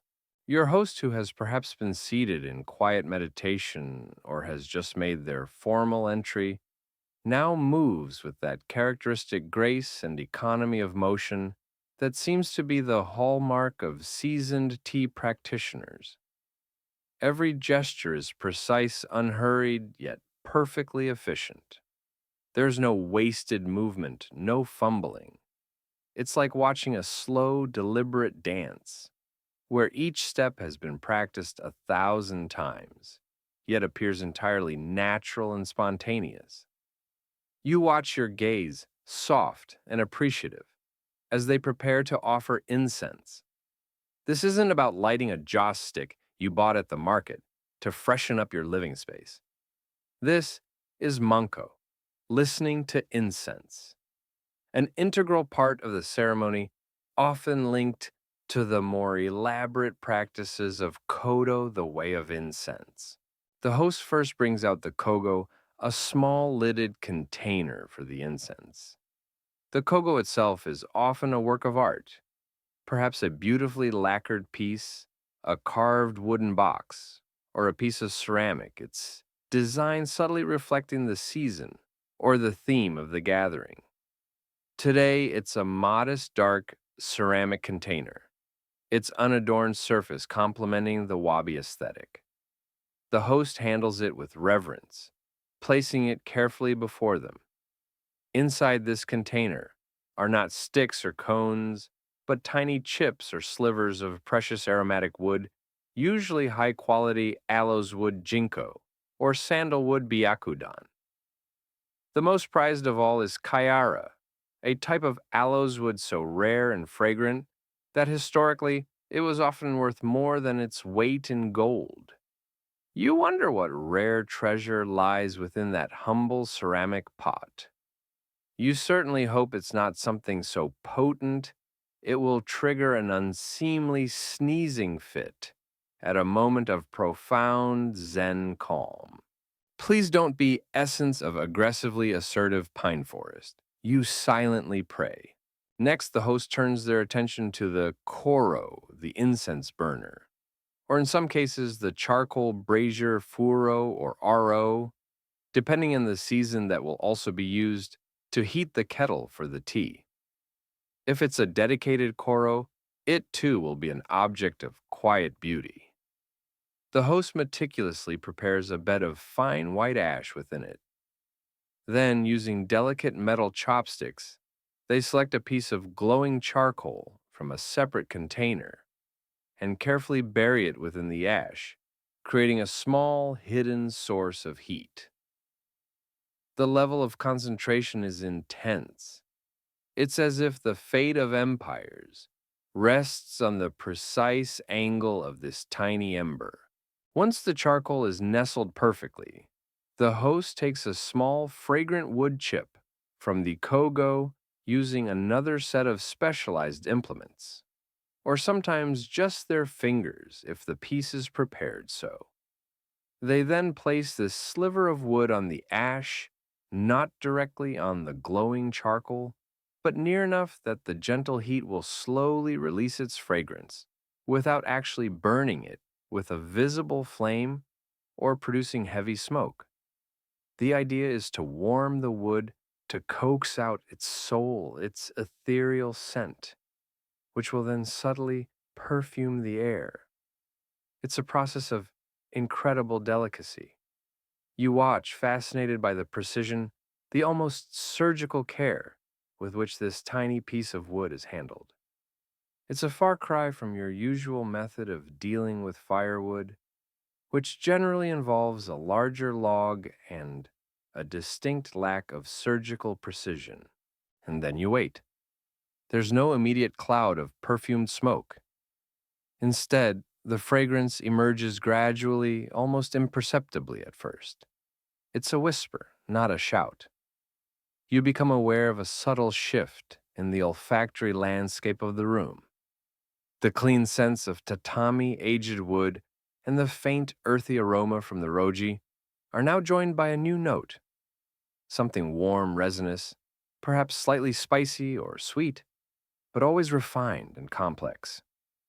Historians of sensory experiences debate the precise emotional and spiritual impact intended by the subtle use of specific incense fragrances in 17th century tea ceremonies, particularly how these scents interacted with the other aesthetic elements: the scroll, the flowers, the architecture of the room itself, to shape the guest's overall perception and mood.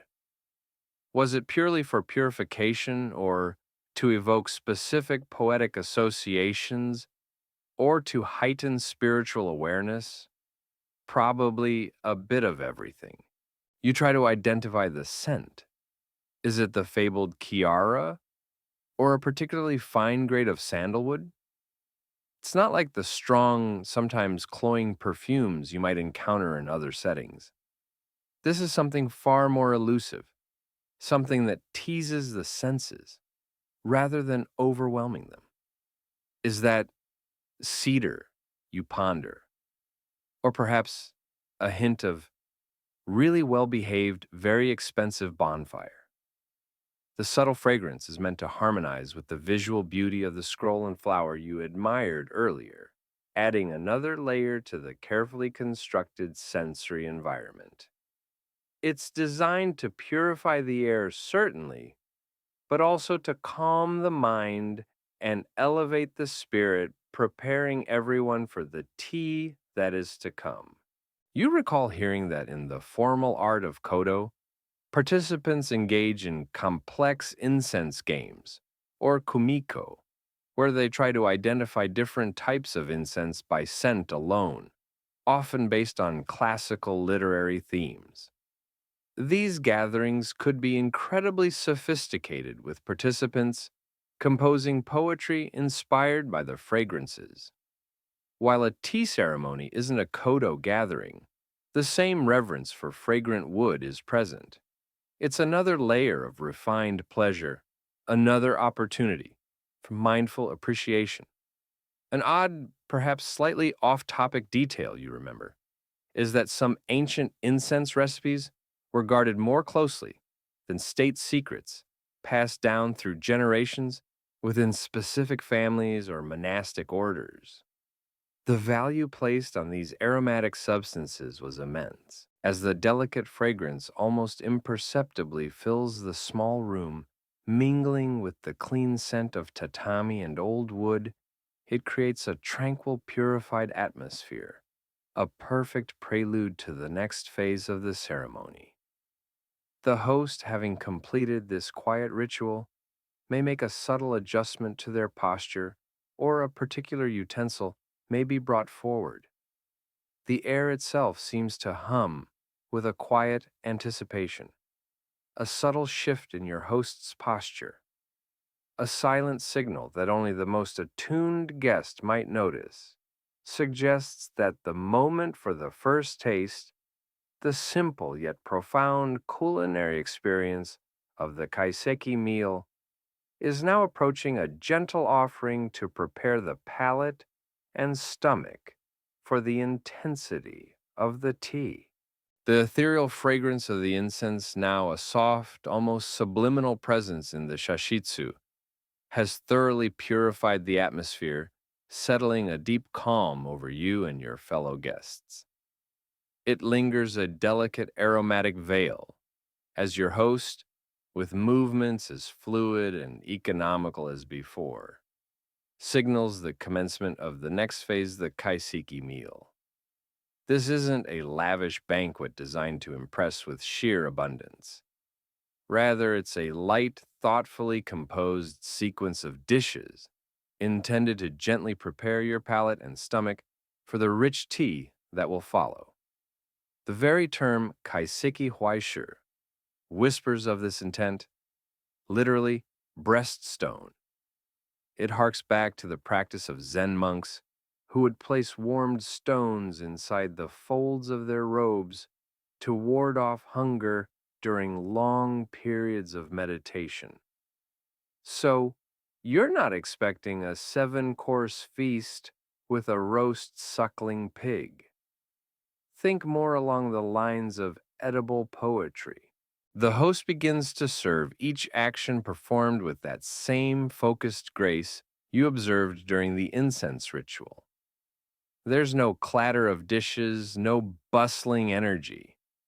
Food seems to appear almost by magic, presented on carefully chosen ceramics that complement both the ingredients and the season. Each plate, each bowl is an artwork in itself, perhaps a piece of rustic shigaraki ware, its earthy tones reflecting the wabi aesthetic, or a delicate piece of karatsu pottery with its understated charm. Just as the scroll and flowers were meticulously selected, so too is the tableware, each piece contributing to the overall harmony of the experience. The meal typically begins with a small portion of perfectly cooked rice and a light clear soup, perhaps a suimono with a dashi base. Its subtle umami fragrance, a gentle awakening for the senses. You pick up your lacquered chopsticks, with both hands, of course, and then transfer them to your dominant hand in the prescribed manner. Every tiny detail of etiquette matters. You lift the soup bowl to your lips, cradling it respectfully, and take a silent sip. The warmth spreads through you, a comforting sensation.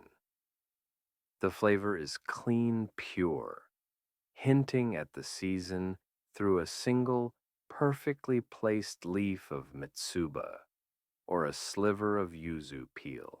Next might come the mukozuki, a dish of seasonal sashimi, or a vinegared vegetable preparation served in a small, elegant dish placed on the far side of your individual tray, hence its name. Today, it's a few translucent slices of white fish, incredibly fresh, accompanied by a minuscule dab of freshly grated wasabi. Not the lurid green paste from a tube, but the real thing with its complex, fleeting heat. You eat slowly, deliberately, savoring each mouthful. The silence in the room is profound. The only sounds are the incredibly soft rustle of silk as the host moves the occasional click of chopsticks against a bowl, which you try to avoid making yourself, and to your hyper-aware senses, the almost deafening crunch of a pickled radish in your own mouth. You take a bite of a perfectly grilled mushroom, and suddenly your jaw sounds like a distant but persistent rock crusher, operating in a library of profound silence. You chew with as much stealth as humanly possible. A simmered dish, the nemono often follows. This might be seasonal vegetables, perhaps some tofu, or a piece of tender chicken cooked gently in a dashi-based broth. The ingredients are allowed to speak for themselves. There are no heavy sauces or overpowering spices to mask their natural flavors. You navigate a particularly slippery piece of taro, which seems to have been personally trained by a deep-sea eel in the art of chopstick evasion. After a moment of silent, intense concentration, you manage to convey it to your mouth without it launching itself across the tatami. A small victory, celebrated internally with a sigh of relief so quiet it's practically subatomic. Then perhaps a yakimono, a grilled dish, a small piece of seasonal fish, or perhaps a skewer of grilled vegetables cooked over charcoal to impart a delicate smokiness. Each course is small, just a few perfect bites. The emphasis is on quality seasonality and harmony of flavors, textures, and colors. Food historians and tea ceremony practitioners continue to discuss the precise evolution of kaiseki dishes in the 17th century, particularly the delicate balance struck between Zen influenced austerity and the subtle, almost imperceptible incorporation of sophisticated regional culinary traditions. It wasn't just about filling the stomach, it was about engaging all the senses in a refined and mindful way. Throughout the meal, conversation is minimal if present at all. This isn't the time for boisterous storytelling or witty banter. The focus is on the food, on the shared experience of quiet appreciation. If words are spoken, they are few, soft, and directly related to the meal or the ceremony. You try to express your enjoyment through your posture, your attentiveness, the way you handle your utensils. No need for loud exclamations of delicious. Your respectful silence and the clean state of your bowl are considered the highest compliments. You have a fleeting, almost heretical thought about asking for a little soy sauce for your rice, then banish it immediately. The subtle, sweet flavor of the perfectly steamed Japanese rice is, you remind yourself, deeply, profoundly satisfying all on its own. Yes, absolutely. No condiments necessary in this temple of minimalism. You might recall an odd detail about chopstick etiquette. When not in use, they must be placed neatly together tips, resting on a hashioki chopstick rest, if one is provided, or in more austere settings, carefully balanced on the edge of your tray or bowl, never stuck upright in your rice bowl, which resembles funerary rites and is a major taboo. Every movement, even setting down your chopsticks, is codified. It's a dance of incredible subtlety, and you're trying very hard not to trip over your own fingers. One slightly off-topic memory surfaces in some very formal feasts outside of tea ceremony courses, could number in the dozens each, with its own specific set of rules. Kaiseki for tea is a blessed island of relative simplicity. By comparison, though, relative is doing a lot of work in that sentence. The host clears each course with the same unobtrusive grace with which it was served. There is no fuss, no interruption to the calm flow. They anticipate your needs without a word, refilling a tiny cup of sake if it is offered. Though sake is not always part of the simplest kaiseki for tea or replenishing a bowl of rice. The entire experience is designed to be seamless, to allow the guests to immerse themselves fully in the moment. As the last traces of the simple, satisfying meal, perhaps some pickles and a final portion of rice, are cleared away with an almost invisible grace by your host, a sense of quiet anticipation for the next stage. The true heart of the gathering begins to build. Your palate has been cleansed, your body nourished just enough to ward off any distracting hunger pangs during the lengthy tea ritual to come. The subtle flavors of the kaiseki linger pleasantly, a memory of mindful consumption. You feel prepared, settled, and centered. But before the main event, before the whisking of the vibrant green matcha, there is usually one more small indulgence, a moment of sweetness to bridge the savory and the bitter. The quiet interlude of the kaiseki meal has drawn to its gentle close. The subtle savory notes have faded from your palate, leaving it refreshed and, you might say, politely expectant. The host, with movements as serene and purposeful as ever, has cleared away the last traces of the meal. A sense of anticipation, delicate yet distinct, begins to permeate the still air of the chashitsu. You know what comes next, or at least you know what should come next, according to the meticulously choreographed dance of the tea ceremony. Before the rich, slightly bitter intensity of the koicha thick tea is served, there is a moment of pure, unadulterated sweetness, the wagashi. Your host presents the kashiki, the sweets container. This vessel, like everything else in the tea room, has been chosen with care. It might be a beautiful lacquered box, perhaps, with a subtle gold design that hints at the season, or a simple ceramic bowl whose glaze complements the hue of the sweets within. Today, it's a shallow, dark pottery dish, its understated elegance, allowing the confections it holds to take center stage. And what confections they are! These are not your everyday sugar plums or rough-hewn biscuits.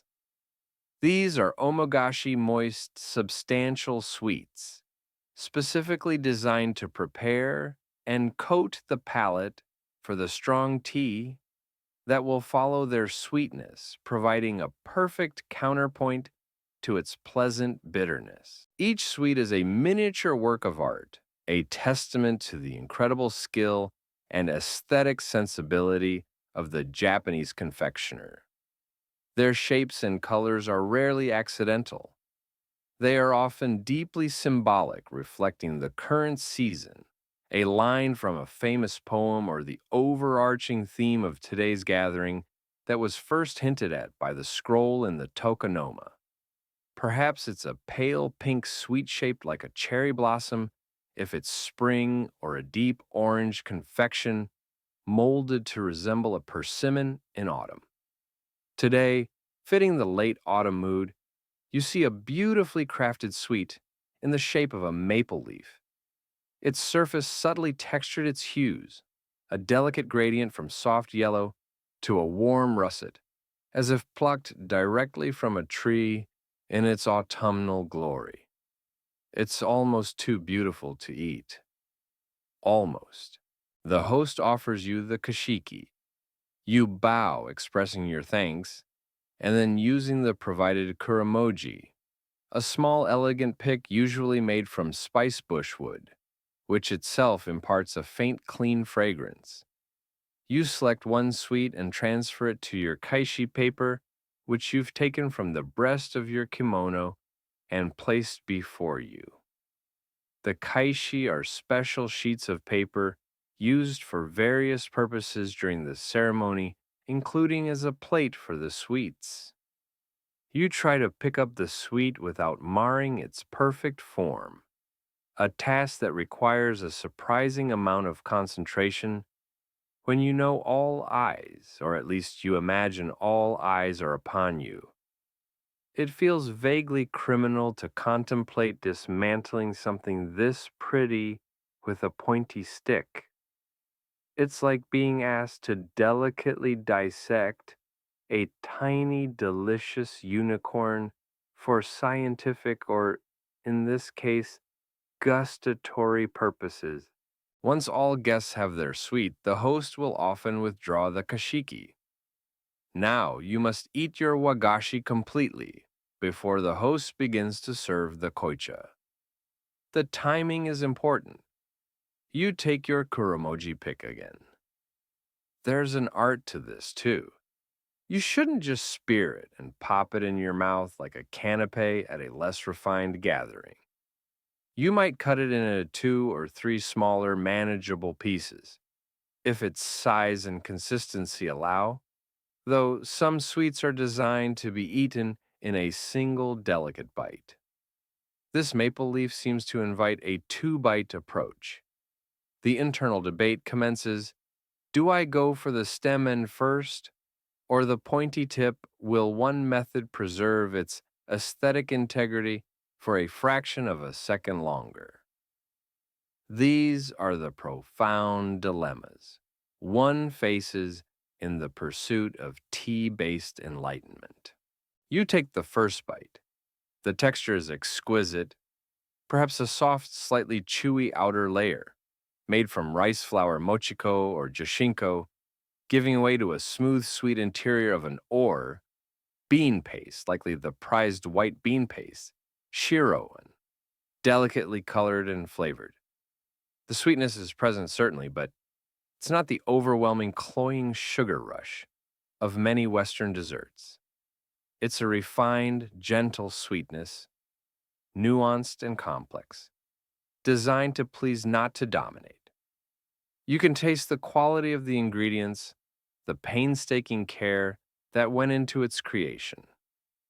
Confectionery historians continue to trace the precise regional variations and influences on wagashi designs during the 17th century, debating how much artistic license individual tea masters, or indeed the confectioners themselves, had within the established seasonal motifs and classical forms. What is certain is that these were not mere afterthoughts. They were integral components of the aesthetic whole. You savor the experience trying to commit the fleeting flavors and textures to memory. It's a brief moment of indulgence, a quiet prelude. You briefly entertain the fantasy of asking for a second one. After all, it was so small, and your soul, currently on a spiritual journey, apparently also has a sweet tooth. But the ironclad rules of etiquette and the single, now empty space on your kaishi paper quickly bring you back to reality. One perfect, sweet, one perfect moment. That is the way. You place your kuromoji pick neatly beside your kaishi paper. The other guests are similarly engaged, a shared silent appreciation of this edible art form. The room is filled with a quiet concentration, a focus on the simple act of enjoying something beautiful and delicious. You might recall hearing that some wagashi shops in Kyoto or Edo have been in operation for centuries. Their secret recipes and intricate techniques passed down from master to apprentice, generation after generation. The sweet you just consumed is not just a confection. It's a tiny piece of that long, unbroken history, a tradition of artistry and flavor. An odd fact you once came across is that the kuromoji wood, used for the picks, not only has a pleasant, subtle scent that doesn't interfere with the sweet's flavor, but it's also said to have mild antiseptic qualities, a rather practical consideration from a bygone era. With the last delightful trace of sweetness lingering on your tongue, a quiet sense of readiness pervades the room. The palate is perfectly prepared, the slight coating of sweetness, anticipating the rich umami-laden and pleasantly bitter taste of the thick tea. The interlude is over. Your host, who has been observing the guests with quiet attentiveness, now turns their focus with a renewed intensity that is almost palpable towards the array of tea utensils. The tea bowl, the whisk, the tea caddy, the water scoop, arranged before them. This subtle shift in their posture, this gathering of their concentration, signals the imminent commencement of the ceremony's true heart, the intricate, almost balladic preparation of the tea itself. The lingering sweetness of the wagashi on your tongue serves as a delicate bridge, a final moment of light indulgence before the ceremony shifts into its most profound and focused phase. The air in the chashitsu, already serene, seems to become even more concentrated, every particle charged with a quiet anticipation. Your host, who until now has moved with a gentle, almost ethereal grace, now embodies an even deeper level of attentiveness. All their energy, all their awareness converges on the array of tea utensils laid out before them.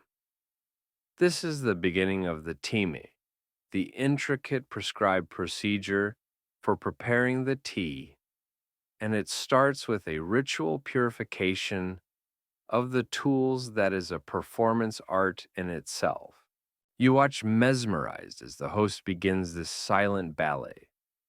In the profound quiet of the room, every small sound they make, the whisper of silk, the soft click of a lid against pottery, the almost inaudible sigh of a bamboo whisk, becomes a focal point magnified in the stillness. First, their attention might turn to the fukusa, a square silk cloth, usually a rich purple, if the host is a man of high standing, or perhaps a vibrant red or orange if a woman. This is not just any cloth, it is a crucial instrument of purification and a symbol of the host's preparedness.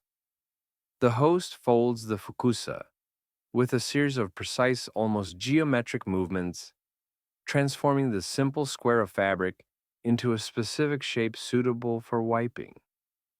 If you tried that fukusa folding routine you silently muse, it would probably end up looking less like a ritual implement and more like an origami swan that's had a rather unfortunate argument with a paper shredder. With the fukusa correctly folded, the host first purifies the chair or natsume, the tea caddy, containing the precious powdered green tea or matcha. If it's koicha, thick tea being prepared, the caddy is likely a ceramic container, often an antique of considerable value and character, perhaps with a beautiful glaze or an interesting history. If it were Yusucha thin tea, a lacquered wooden caddy called a natsume might be used. The host wipes the caddy with slow, deliberate strokes, not just to remove any physical dust, but to ritually cleanse it, to honor its role in holding the precious tea. The intense focus on wiping a seemingly spotless object makes you wonder if there's some kind of invisible spiritual residue that only highly trained tea masters can perceive. Next, the shashaku, the tea scoop typically carved from a single piece of bamboo, is purified. The host lays the chair gently to the side and picks up the shashaku. Again, the fukusa is employed its folds, now perhaps adjusted to wipe the scoop with equally meticulous care. Some tea scoops are famous, made by revered tea masters or monks, and even given poetic names that reflect their origin or a particular sentiment. The host handles this simple sliver of bamboo as if it were a scepter. You recall hearing that some dedicated tea practitioners make their own chashaku, the act of carving it being a meditative practice in itself. It's fascinating how these seemingly mundane objects are imbued with such profound significance. Then comes the chawan, the tea bowl. This is one of the most important utensils, the vessel from which you will eventually drink. Tea bowls are highly prized, often unique handmade pieces.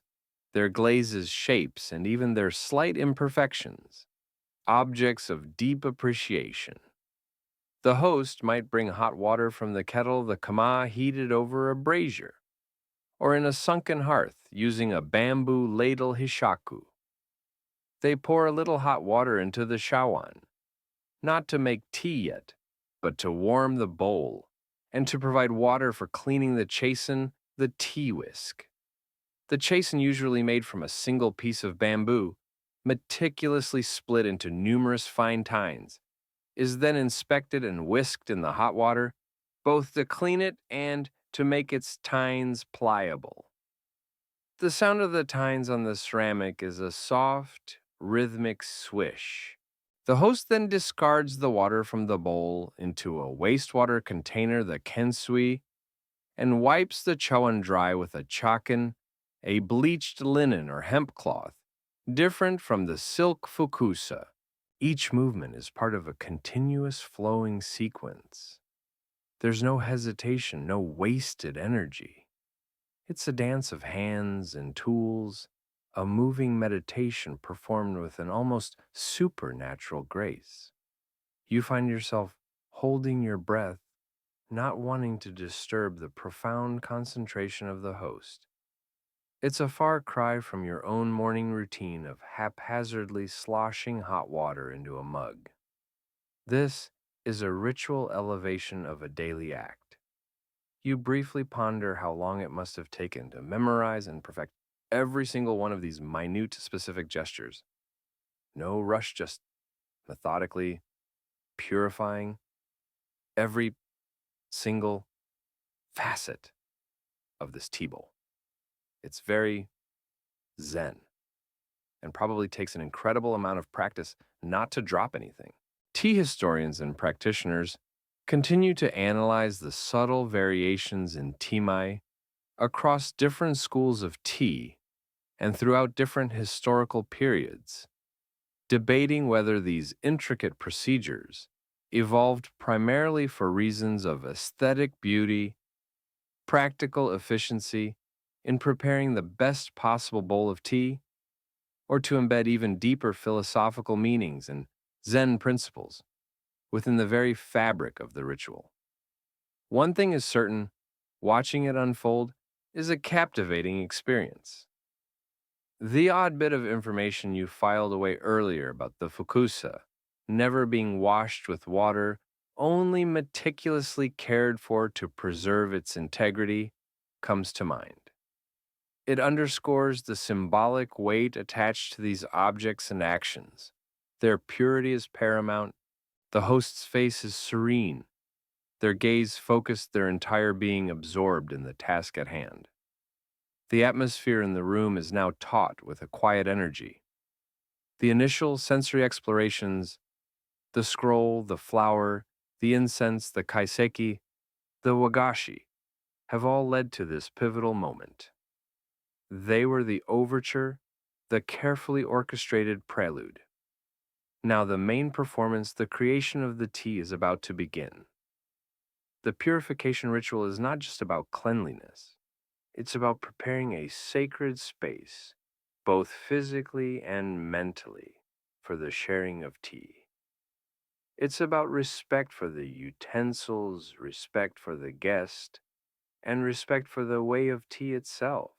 Now, with every utensil inspected, ritually cleansed, and poised in its correct place, like perfectly rehearsed actors ready for their cue, the stage is perfectly set.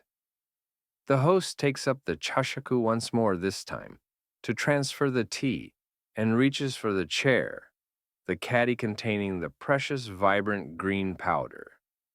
This shift in focus, this deliberate reaching for the tea itself, is a clear and unmistakable indication that the moment of creating the koicha, the thick tea, the very heart of this gathering, has finally truly arrived. The moment has arrived. The host, having completed the meticulous, almost hypnotic ballet of purifying the tea utensils, now holds the chashaku, the bamboo tea scoop poised above the chair, that precious ceramic caddy cradling the vibrant, finely milled matcha. The subtle sweetness of the wagashi you savored earlier still lingers on your palate, a deliberate preparation for the profound experience to come. This is the culmination of all the preceding rituals, the very heart of the chanoyu, the preparation and sharing of koicha thick tea. With utmost care, the host scoops a generous amount of matcha into the warm chawan, the tea bowl.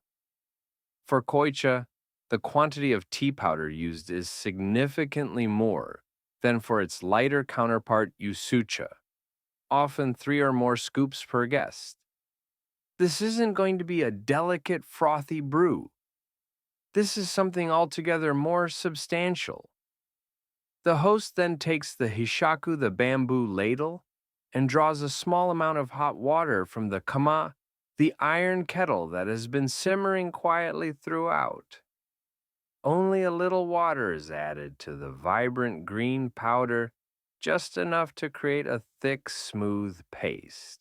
Then, the whisking begins. Unlike the rapid, frothy whisking of a sucha, the chasen is moved slowly, deliberately, kneading the tea and water together. The aim is not to create a head of foam, but to produce a perfectly smooth, viscous liquid, often described as being like molten jade or a rich, dark green nectar. The intense concentration of the host is palpable. Every movement is precise, ensuring there are no lumps, only a homogeneous, glossy emulsion. The air is thick with the rich vegetal aroma of the high-grade matcha, a scent that is both invigorating and calming. You know that only the finest quality tea ground from the youngest shade-grown leaves of tea plants, often decades old, is deemed suitable for koicha. Some of these special blends even have poetic names or chamei bestowed upon them by their cultivators or by tea masters, adding another layer of artistry to their enjoyment. Once the koicha is prepared to the host's satisfaction, a lustrous, deep green pool in the tea bowl, the host presents it to the shokyaku, the principal guest. This is a moment of profound significance. The sharing of a single bowl of koicha is one of the most symbolic acts in the entire tea ceremony, emphasizing unity, respect, and equality among all participants. Regardless of social standing outside the tea room here, everyone partakes from the same vessel. If you are the shokyaku, the weight of responsibility feels immense. You perform a bow to the host, then to your fellow guests. The host places the bowl before you. You then excuse yourself to the next guest. Osaki ni, pardon me for going before you, and carefully pick up the precious chowan. It feels warm in your hands, its unique texture. Perhaps the smooth glaze of a raku ware bowl, or the slightly rougher surface of a hagi piece. A tactile connection to generations of craftsmanship. You place it on your left palm, supporting its side with your right hand.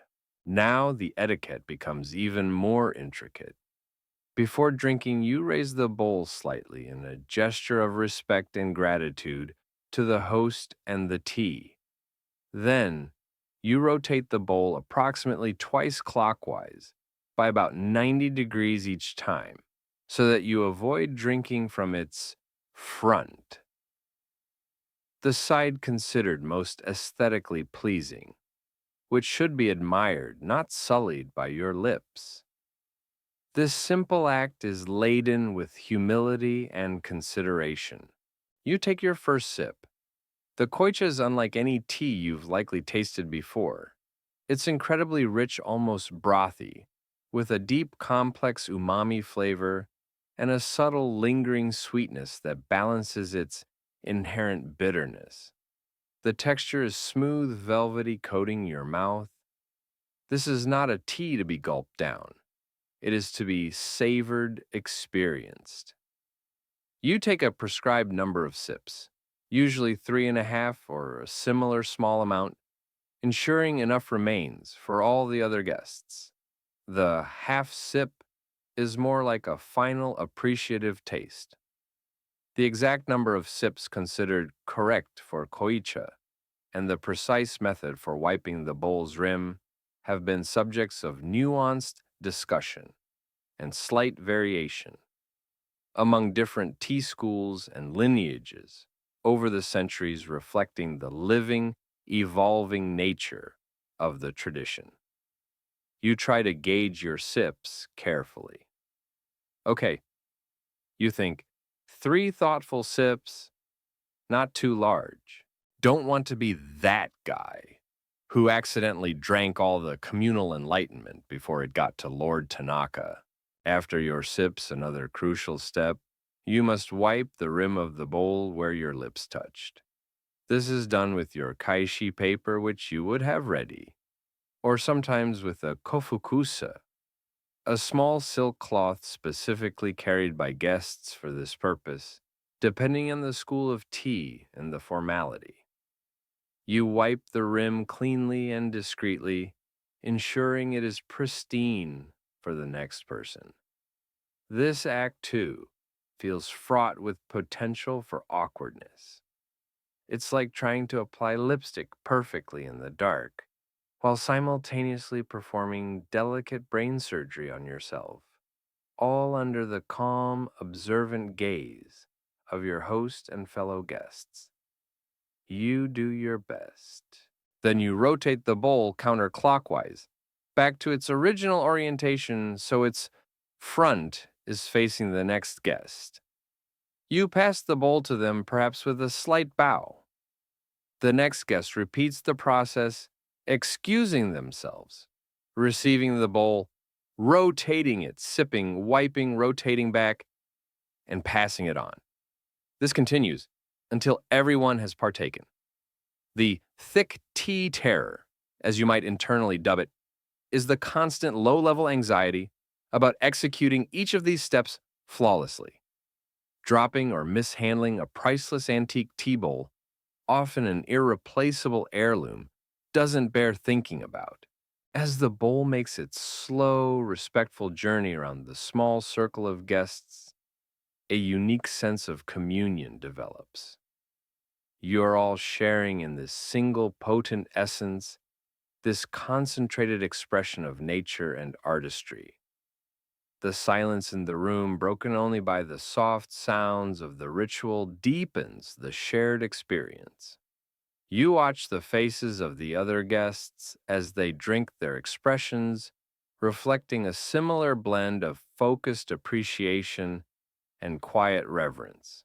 The taste of the koicha is intense, certainly, but the sweetness of the wagashi you ate earlier now makes perfect sense. Its sugary memory, providing a delightful counterpoint to the potent, earthy flavors of the tea.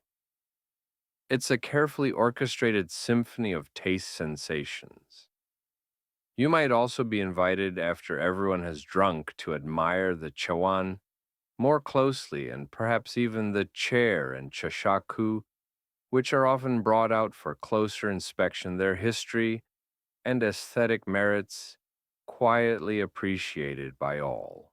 As the last guest finishes their portion of the profound koicha, and the precious bowl, now nearly empty, is returned to the host. With a final series of bows and expressions of gratitude, a subtle shift occurs in the atmosphere. The peak of formality, the most intense and introspective part of the gathering, has passed. There is often a collective, almost imperceptible sigh of relief, a gentle easing of the intense focus that characterized the koicha ritual. The shared experience has forged a quiet bond. Now, preparations will soon begin for a different, lighter, and perhaps more individual tea experience, a chance to relax just a little. The profound, almost reverent silence that accompanied the sharing of the communal koicha bowl begins to gently lift like a morning mist, receding to reveal a slightly sunnier landscape. The intensity of that shared ritual, with its deep symbolism and meticulous etiquette, has passed its peak. You and your fellow guests, having navigated the thick tea terror with grace, or at least without any catastrophic bowl-drost incidents, feel a subtle easing of tension, a collective, almost imperceptible exhalation. The host, too, seems to telegraph this shift, their movements still precise, but perhaps carrying a shade less formidable gravity. It is now time for yusucha, or thin tea, a lighter, more refreshing and distinctly individual experience. The host may adjust the utensils.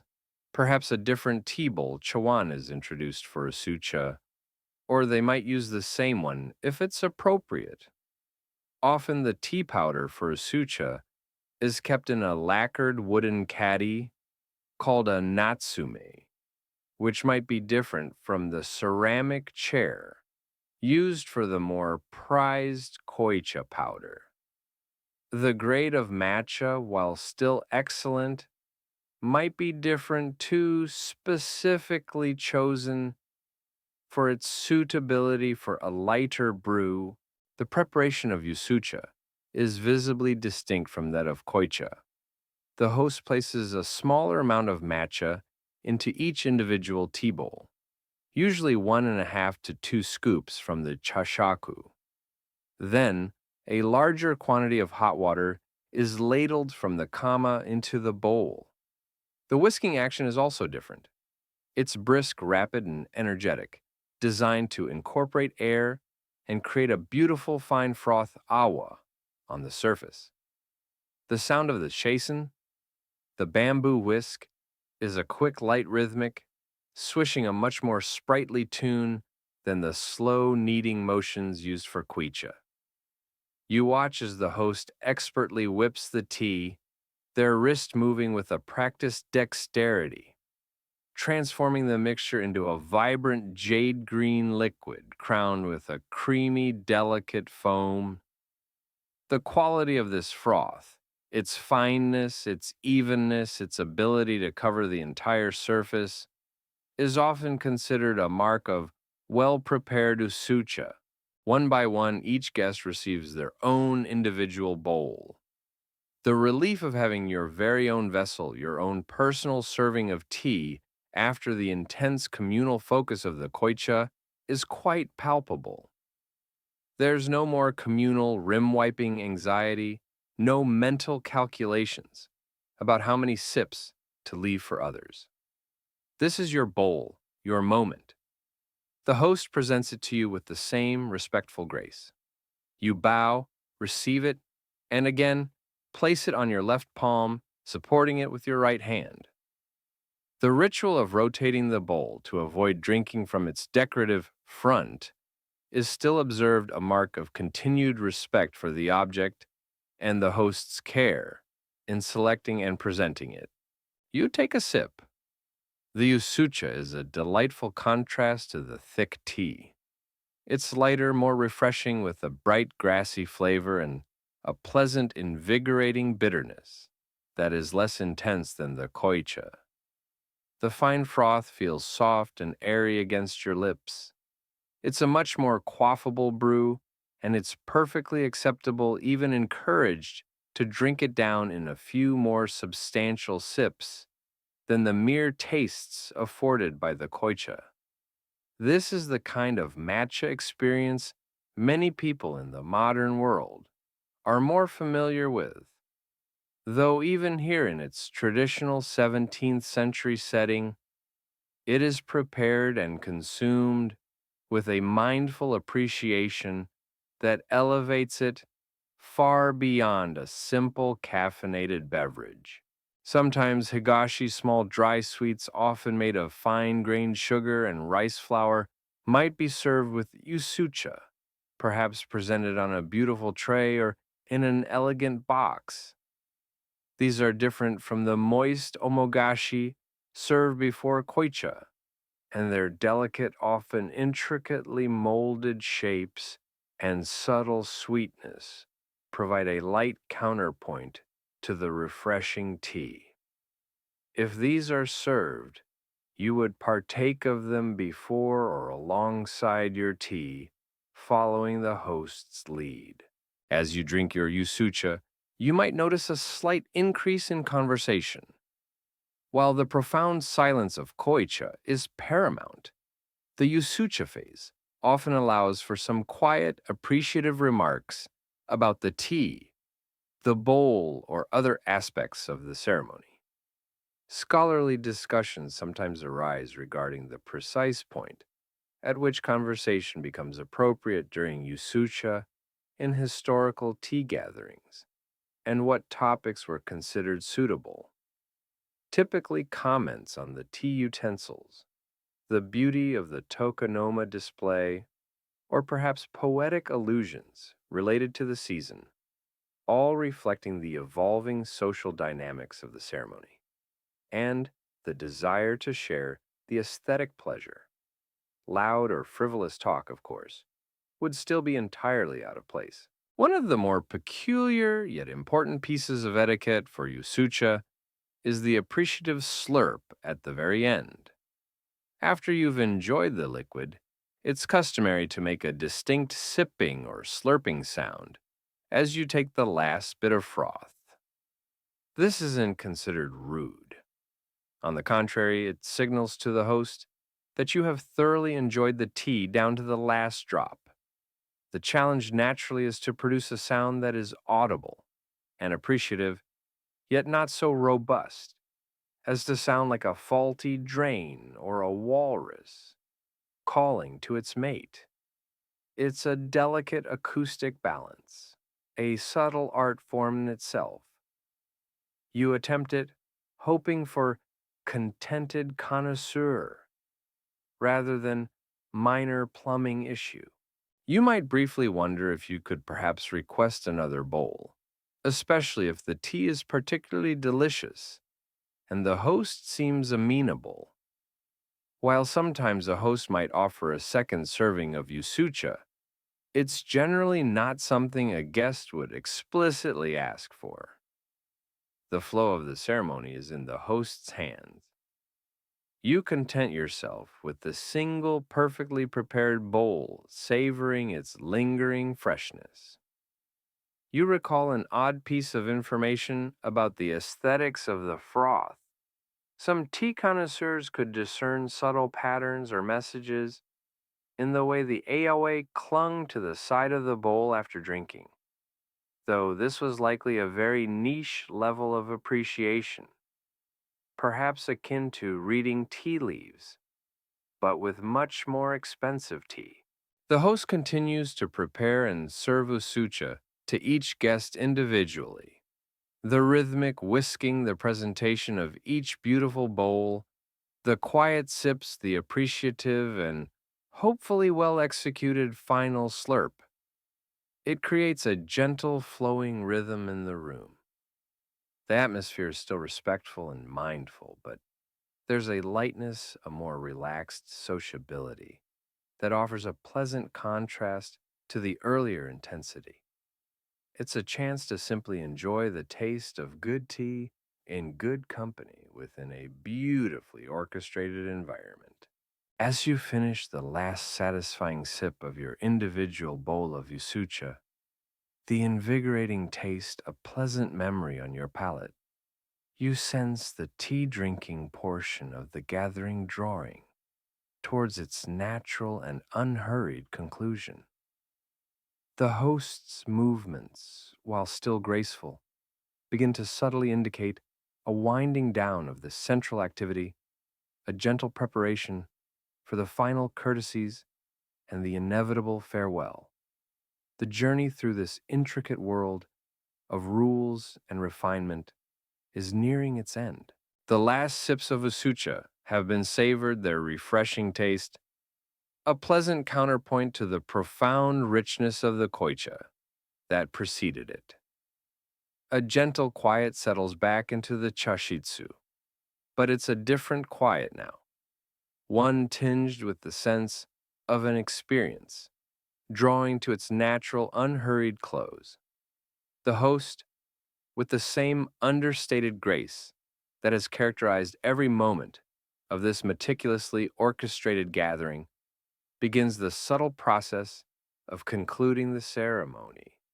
There are no abrupt announcements, no sudden shifts in energy, just a series of small, deliberate actions that signal the winding down. Often before the final farewells, there is an opportunity for the guests to once again admire some of the key utensils, particularly those used for the koicha. The host might formally present the share, the ceramic tea caddy, its accompanying shifuku, the silk pouch. It was nestled in itself, often a beautiful piece of antique textile, and the chashaku, the bamboo tea scoop. These items, which you observed being handled with such reverence during the tea preparation, are now offered for closer inspection. You and your fellow guests would respectfully admire their craftsmanship, their age, their history, perhaps inquiring gently about their provenance if appropriate. This is not merely a display of valuable objects. It's a sharing of beauty, an appreciation of the lineage and artistry embodied in these well-loved tools of the way of tea. Each scratch on an old chair, each patina on a shifuku tells a story, a silent testament to countless tea gatherings past. Following this, the time for formal expressions of gratitude arrives. As the principal guest, or in turn, you offer your sincere thanks to the host. This isn't just a casual, thanks, that was nice. It's a more structured, heartfelt acknowledgement of the entire experience for the exceptional tea, for the thoughtfully prepared kaiseki meal, and the exquisite wagashi for the beauty of the scroll and the flower arrangement that set the day's theme, and for the host's profound hospitality and skill in creating such a harmonious atmosphere. You try to choose your words carefully conveying genuine appreciation without being overly effusive or insincere. You hope you don't accidentally say something deeply inappropriate like, "My cat would have absolutely adored that whisking action," or "That tea bowl would make a fantastic water dish for my bonsai." Keep it classic, keep it respectful. The host, in turn, will humbly acknowledge your thanks, perhaps deflecting praise with practiced modesty, and express their own gratitude for your presence, which honored their humble tea gathering. It's a delicate dance of polite phrases, a verbal bowing that mirrors the physical gestures of respect, the memory of the potent koicha, the refreshing usucha, the profound scroll, the ephemeral flower, and the meticulously prepared meal all coalesce into a warm sense of contentment and gratitude. Then begins the process of departure, which, like every other stage, is governed by its own set of rules. Exiting through the Nijiriguchi, that tiny crawling-in entrance, feels slightly less daunting than entering, perhaps because the peak anxieties have passed, though it remains no less a test of one's ability to fold oneself gracefully. It's like a slow-motion reverse birth, only with a higher probability of snagging your expensive silk kimono, and considerably less congratulatory slapping upon successful emergence. You maneuver yourself backwards or sideways, depending on the preferred local custom, or what feels least likely to result in an undignified sprawl in the roji. One does try to avoid presenting one's posterior too prominently to the host while backing out. Once you are back in the roji, the dewy garden path, the air feels subtly different. The light might have shifted the sounds of the outside world, though still muted, perhaps a fraction more perceptible. You retrieve your swords. If you are a samurai from the katana keiki, the familiar weight a grounding sensation after the ethereal experiences within the tea room. It's a symbolic reclaiming of your worldly identity, yet something of the tea room's peace travels with you. The host's farewell is also a matter of careful etiquette. They might accompany you to the edge of the roji, or even to the outermost gate. The precise timing and nature of the host's final farewell, whether they remained at the Nijiriguchi, accompanied guests through the roji, or waited at the outer gate, likely varied based on the formality of the gathering, the specific relationship between host and guests, and prevailing regional customs in 17th century Japan, a topic still explored by social historians seeking to understand the nuanced fabric of past communities. Wherever the final parting occurs, there are more bows, more quiet words of thanks. The host will typically remain bowing until the guests are out of sight, a profound gesture of respect and appreciation. You might recall reading that sometimes, as a small token, guests could be given a single flower from the chabana arrangement or a portion of the sweets carefully wrapped in kaishi paper to take home, a tangible memory of the shared moments. The kaishi paper upon which you placed your own sweet during the ceremony, now carefully folded, might also be something you carry away, perhaps with a lingering scent of spice bush from the kuramoji pick. These small gestures extend the warmth of the ceremony beyond the confines of the tea house. It's also customary, though not always mandatory, to send a thank you note to the host on the following day, further solidifying the social bonds forged over shared tea. As you take your final leave, stepping from the quiet sanctuary of the tea garden back into the broader world, the transition is noticeable. The everyday sounds seem a little louder, the colors a bit brighter, perhaps even a touch garish after the muted, carefully controlled aesthetics of the chashitsu. The outer gate of the roji closes softly behind you, a gentle sound that marks your return to the world you left behind, what feels like many contemplative hours ago. The air here seems different, the pace of life quicker, but within you a quiet echo of the tea room's profound stillness remains, a subtle fragrance on the fabric of your day, a lingering taste of tranquility. And so, your journey through the intricate, demanding, yet ultimately rewarding world of a 17th century Japanese tea ceremony comes to a gentle, quiet end. The meticulously ordered universe of the shashitsu, with its profound silences and its subtle, layered beauty, now recedes into the soft gallery of your memory.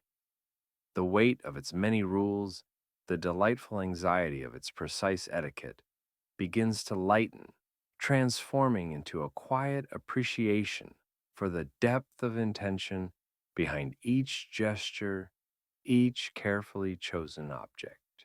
The memory of the host's graceful movements, the visual poetry of the scroll and the single perfect flower in the tokonoma, the shared, almost sacred intimacy of the koicha bowl, and the refreshing clarity of the individual usucha. All these moments now settle within you, not as sharp recollections, but as a gentle, diffuse warmth. The path through the dewy roji, those first steps away from the mundane and towards the tranquil heart of the tea experience, now mirrors your own gentle drift towards rest. Let the lingering echoes of that carefully cultivated stillness soothe your mind. The world outside, with its own complexities and demands, can wait.